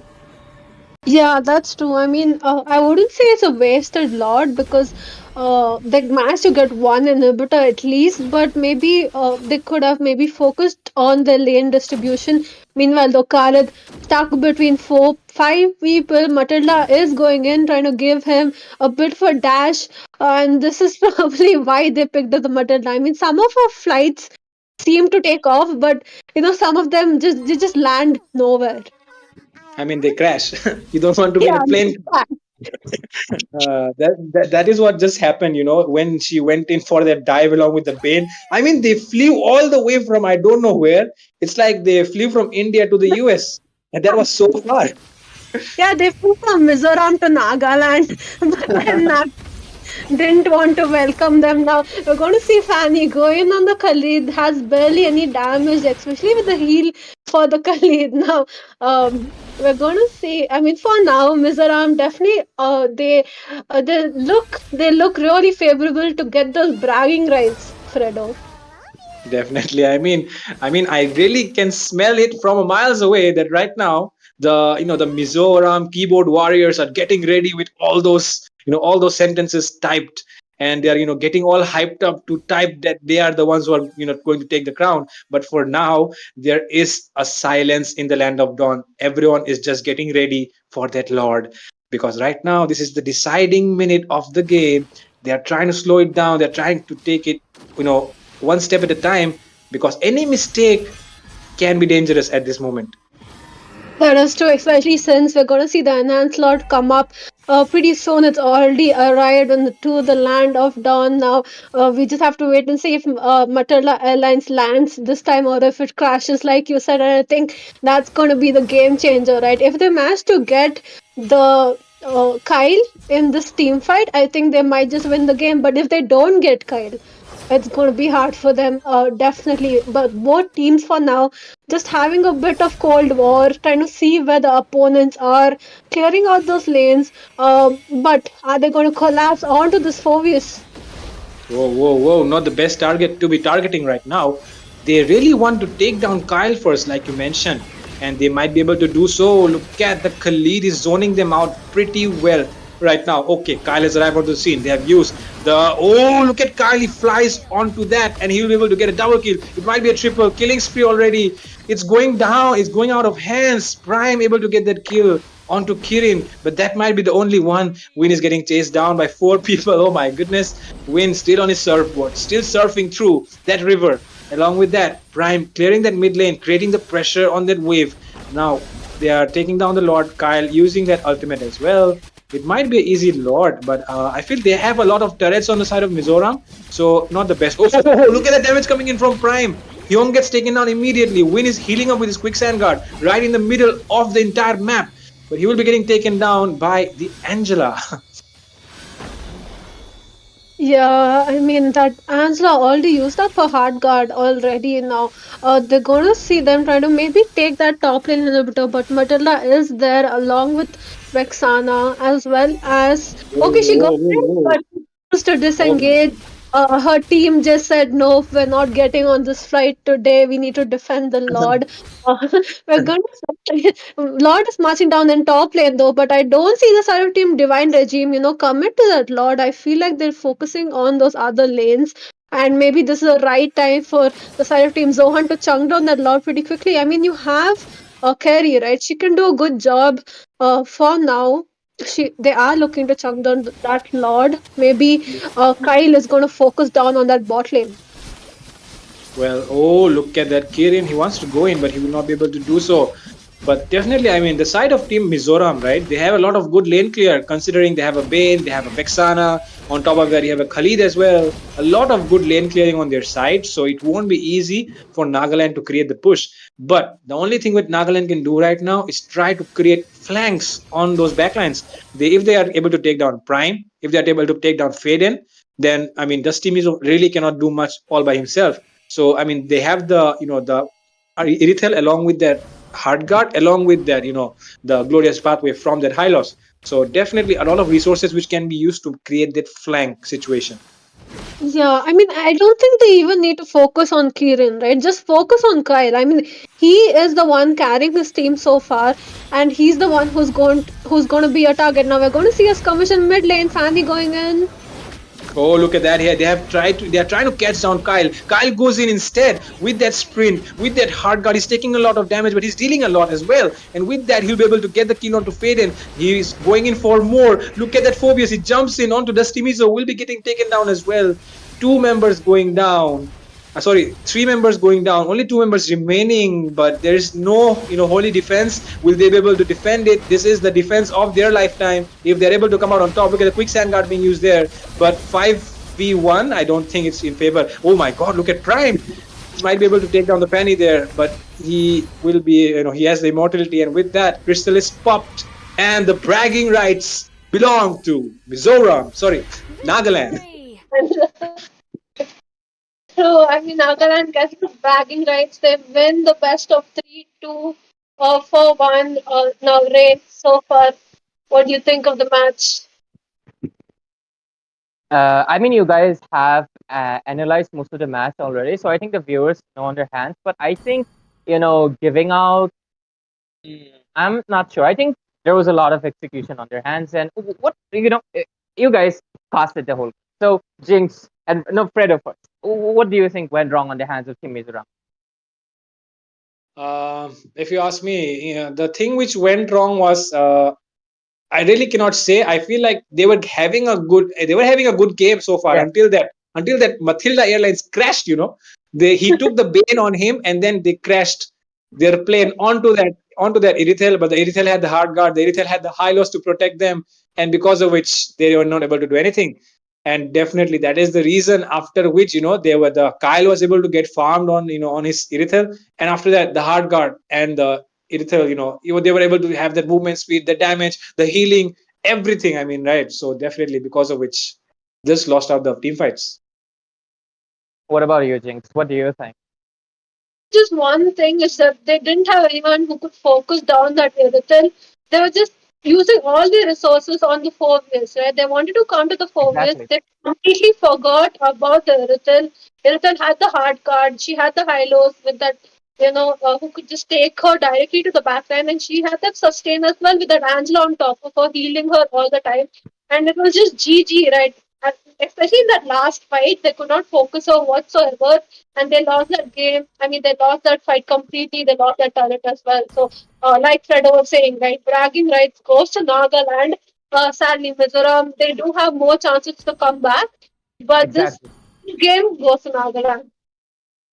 Yep, this game goes to the state of Nagaland. The team representing it is none other than Divine Resume. And, it makes sense because, Matilda was like, I have my airlines and I have a little bit of shield, but Angela was like, I got a bunch of shield, on my hands. So I guess that helped a little bit. And I think this is not the first time I'm seeing an Angela Airtel combo. I think it's quite effective, mainly because of the movement speed and shields you can provide. But, putting aside, because I think we've talked about the game quite a lot, but you know, Jinx and Fredo, we just discussed is Chronos curse real? It was perhaps coming a little bit. We thought maybe Mizra might be coming back, but no, Chronos curse. It still stays strong. Chronos, you gotta stop making predictions, man. Because whenever you do, the team loses. You have to be careful. And teams, maybe put a few thousand maybe to make sure Konos doesn't do any predictions. But guys, there was a lot of spice today because it was Mizoram and the state of Nagaland facing off each other. Like the chat was fun. Fredo was adding more gasoline to the fire. Not gasoline, he was adding the whole petrol station is possible because he was throwing so many. But that's the spirit of it, guys. Like this is a MOBA 5v5, right? And download the game. Download the game because if this is what you're aiming for. Like entertainment, it's not in the like, oh, this team is just fighting, winning. A little bit of spice. It's great. And great that you guys had it. The chat was amazing. Thanks to the moderators and everyone. And ladies and gentlemen, we are finished with this series as well. The side of Team Nagaland will be scoring 1 point in the Swiss bracket. But don't be the people who are rooting for Team Mizoram. Don't be team sad. Don't be saddened because there's still more rounds to come. And Team Mizoram, Zohan, they have a lot of opportunities to show that they are one of the best. And I think they did good, right? This is the first third game that we had tonight. So they're obviously a good team. They can show it off in the next stages. But without delaying too much, Jinx and Fredo, thank you for joining us and casting these 3 amazing games non-stop without any breaks. We should have had a break, by the way.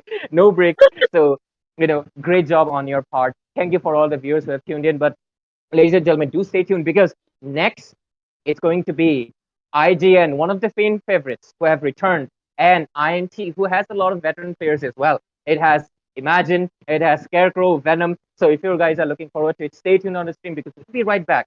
Participate on the giveaway. Meanwhile, take some popcorn, enjoy the ads, and with that, ladies and gentlemen, we'll be signing right off with Jinx and Fredo. So bye-bye. Hi guys, I'm so excited to tell you that I just received my cosplay outfit. I am so excited for the Naughty's Cup. Also, just to let you know that the prize money for Mobile Legends cosplay event is 25,000. What? 25,000? Yeah. Like for real, 25,000? Yeah.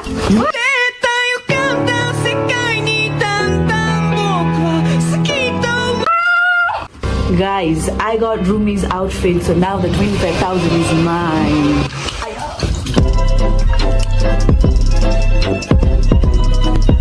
Guys, I'm running away. I got my stuff. And don't forget that the Naughty's Cup land prize is $3,000. See you guys. I'm in danger. Okay. What about 2 lakh plus diamonds? Yeah, the 2 lakh plus diamonds also. Bye.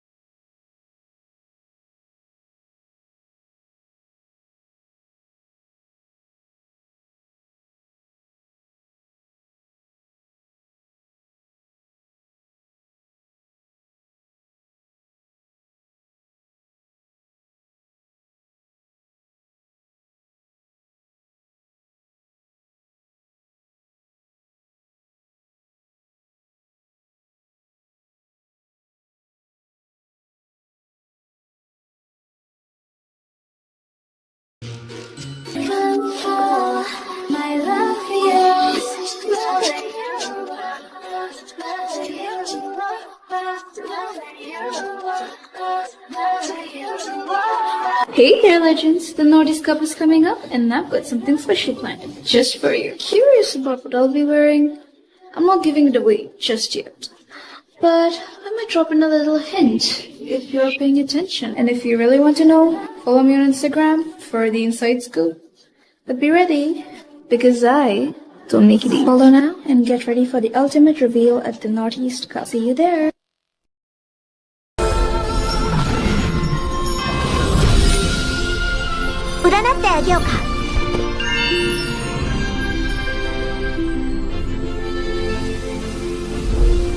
A thought to miss you, another to hate.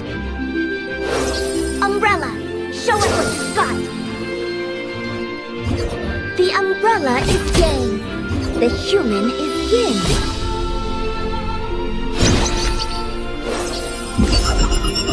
Akugyo Taisan.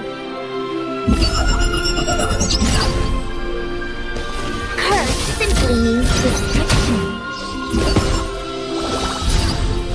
It seems that very few people know about Omyoda.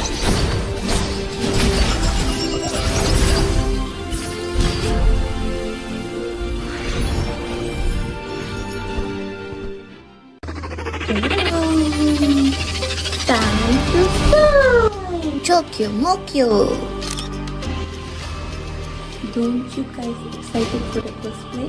Hello everyone, I'm bringing you guys an exciting news. the Notice Cup is coming to Guwahati, Assam, featuring a huge prize pool of $3,000 and more than 2 lakhs diamonds.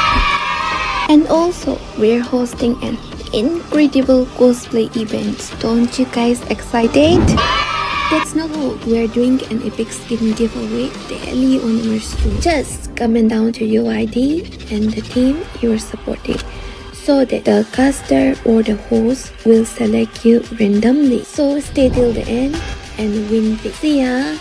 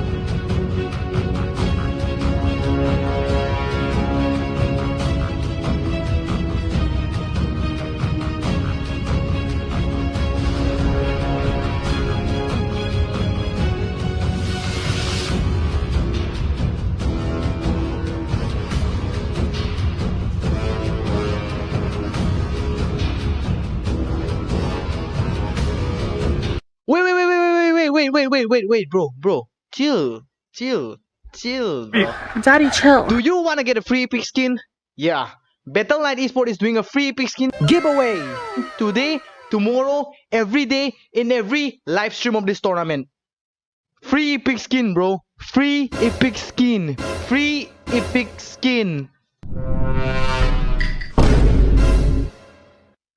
Restream.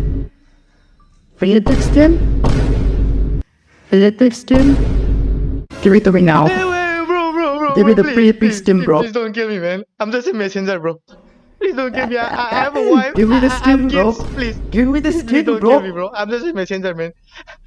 Let me tell you how you can join the giveaway. Let me tell What? you how you can join the giveaway. Okay. Just stick around till the end of the live stream, and Okay. the host and the casters they will select you, man. I'm gonna go watch the live stream. Just comment down your UID and the team you are supporting, and they will select you. Please don't kill me, man. Please. If I don't get the skin,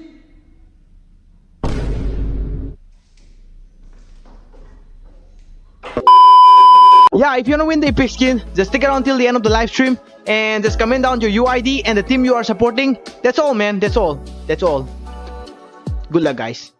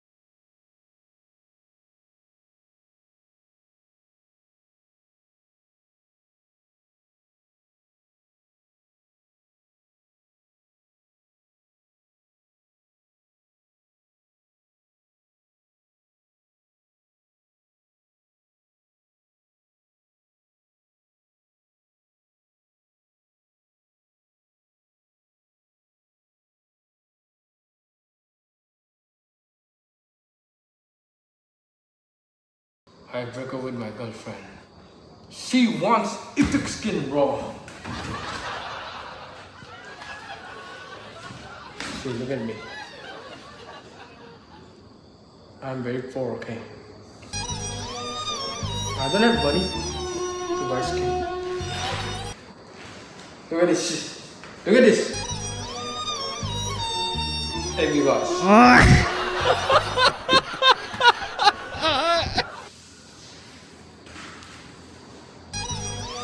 Look at this. Knuckly crocs.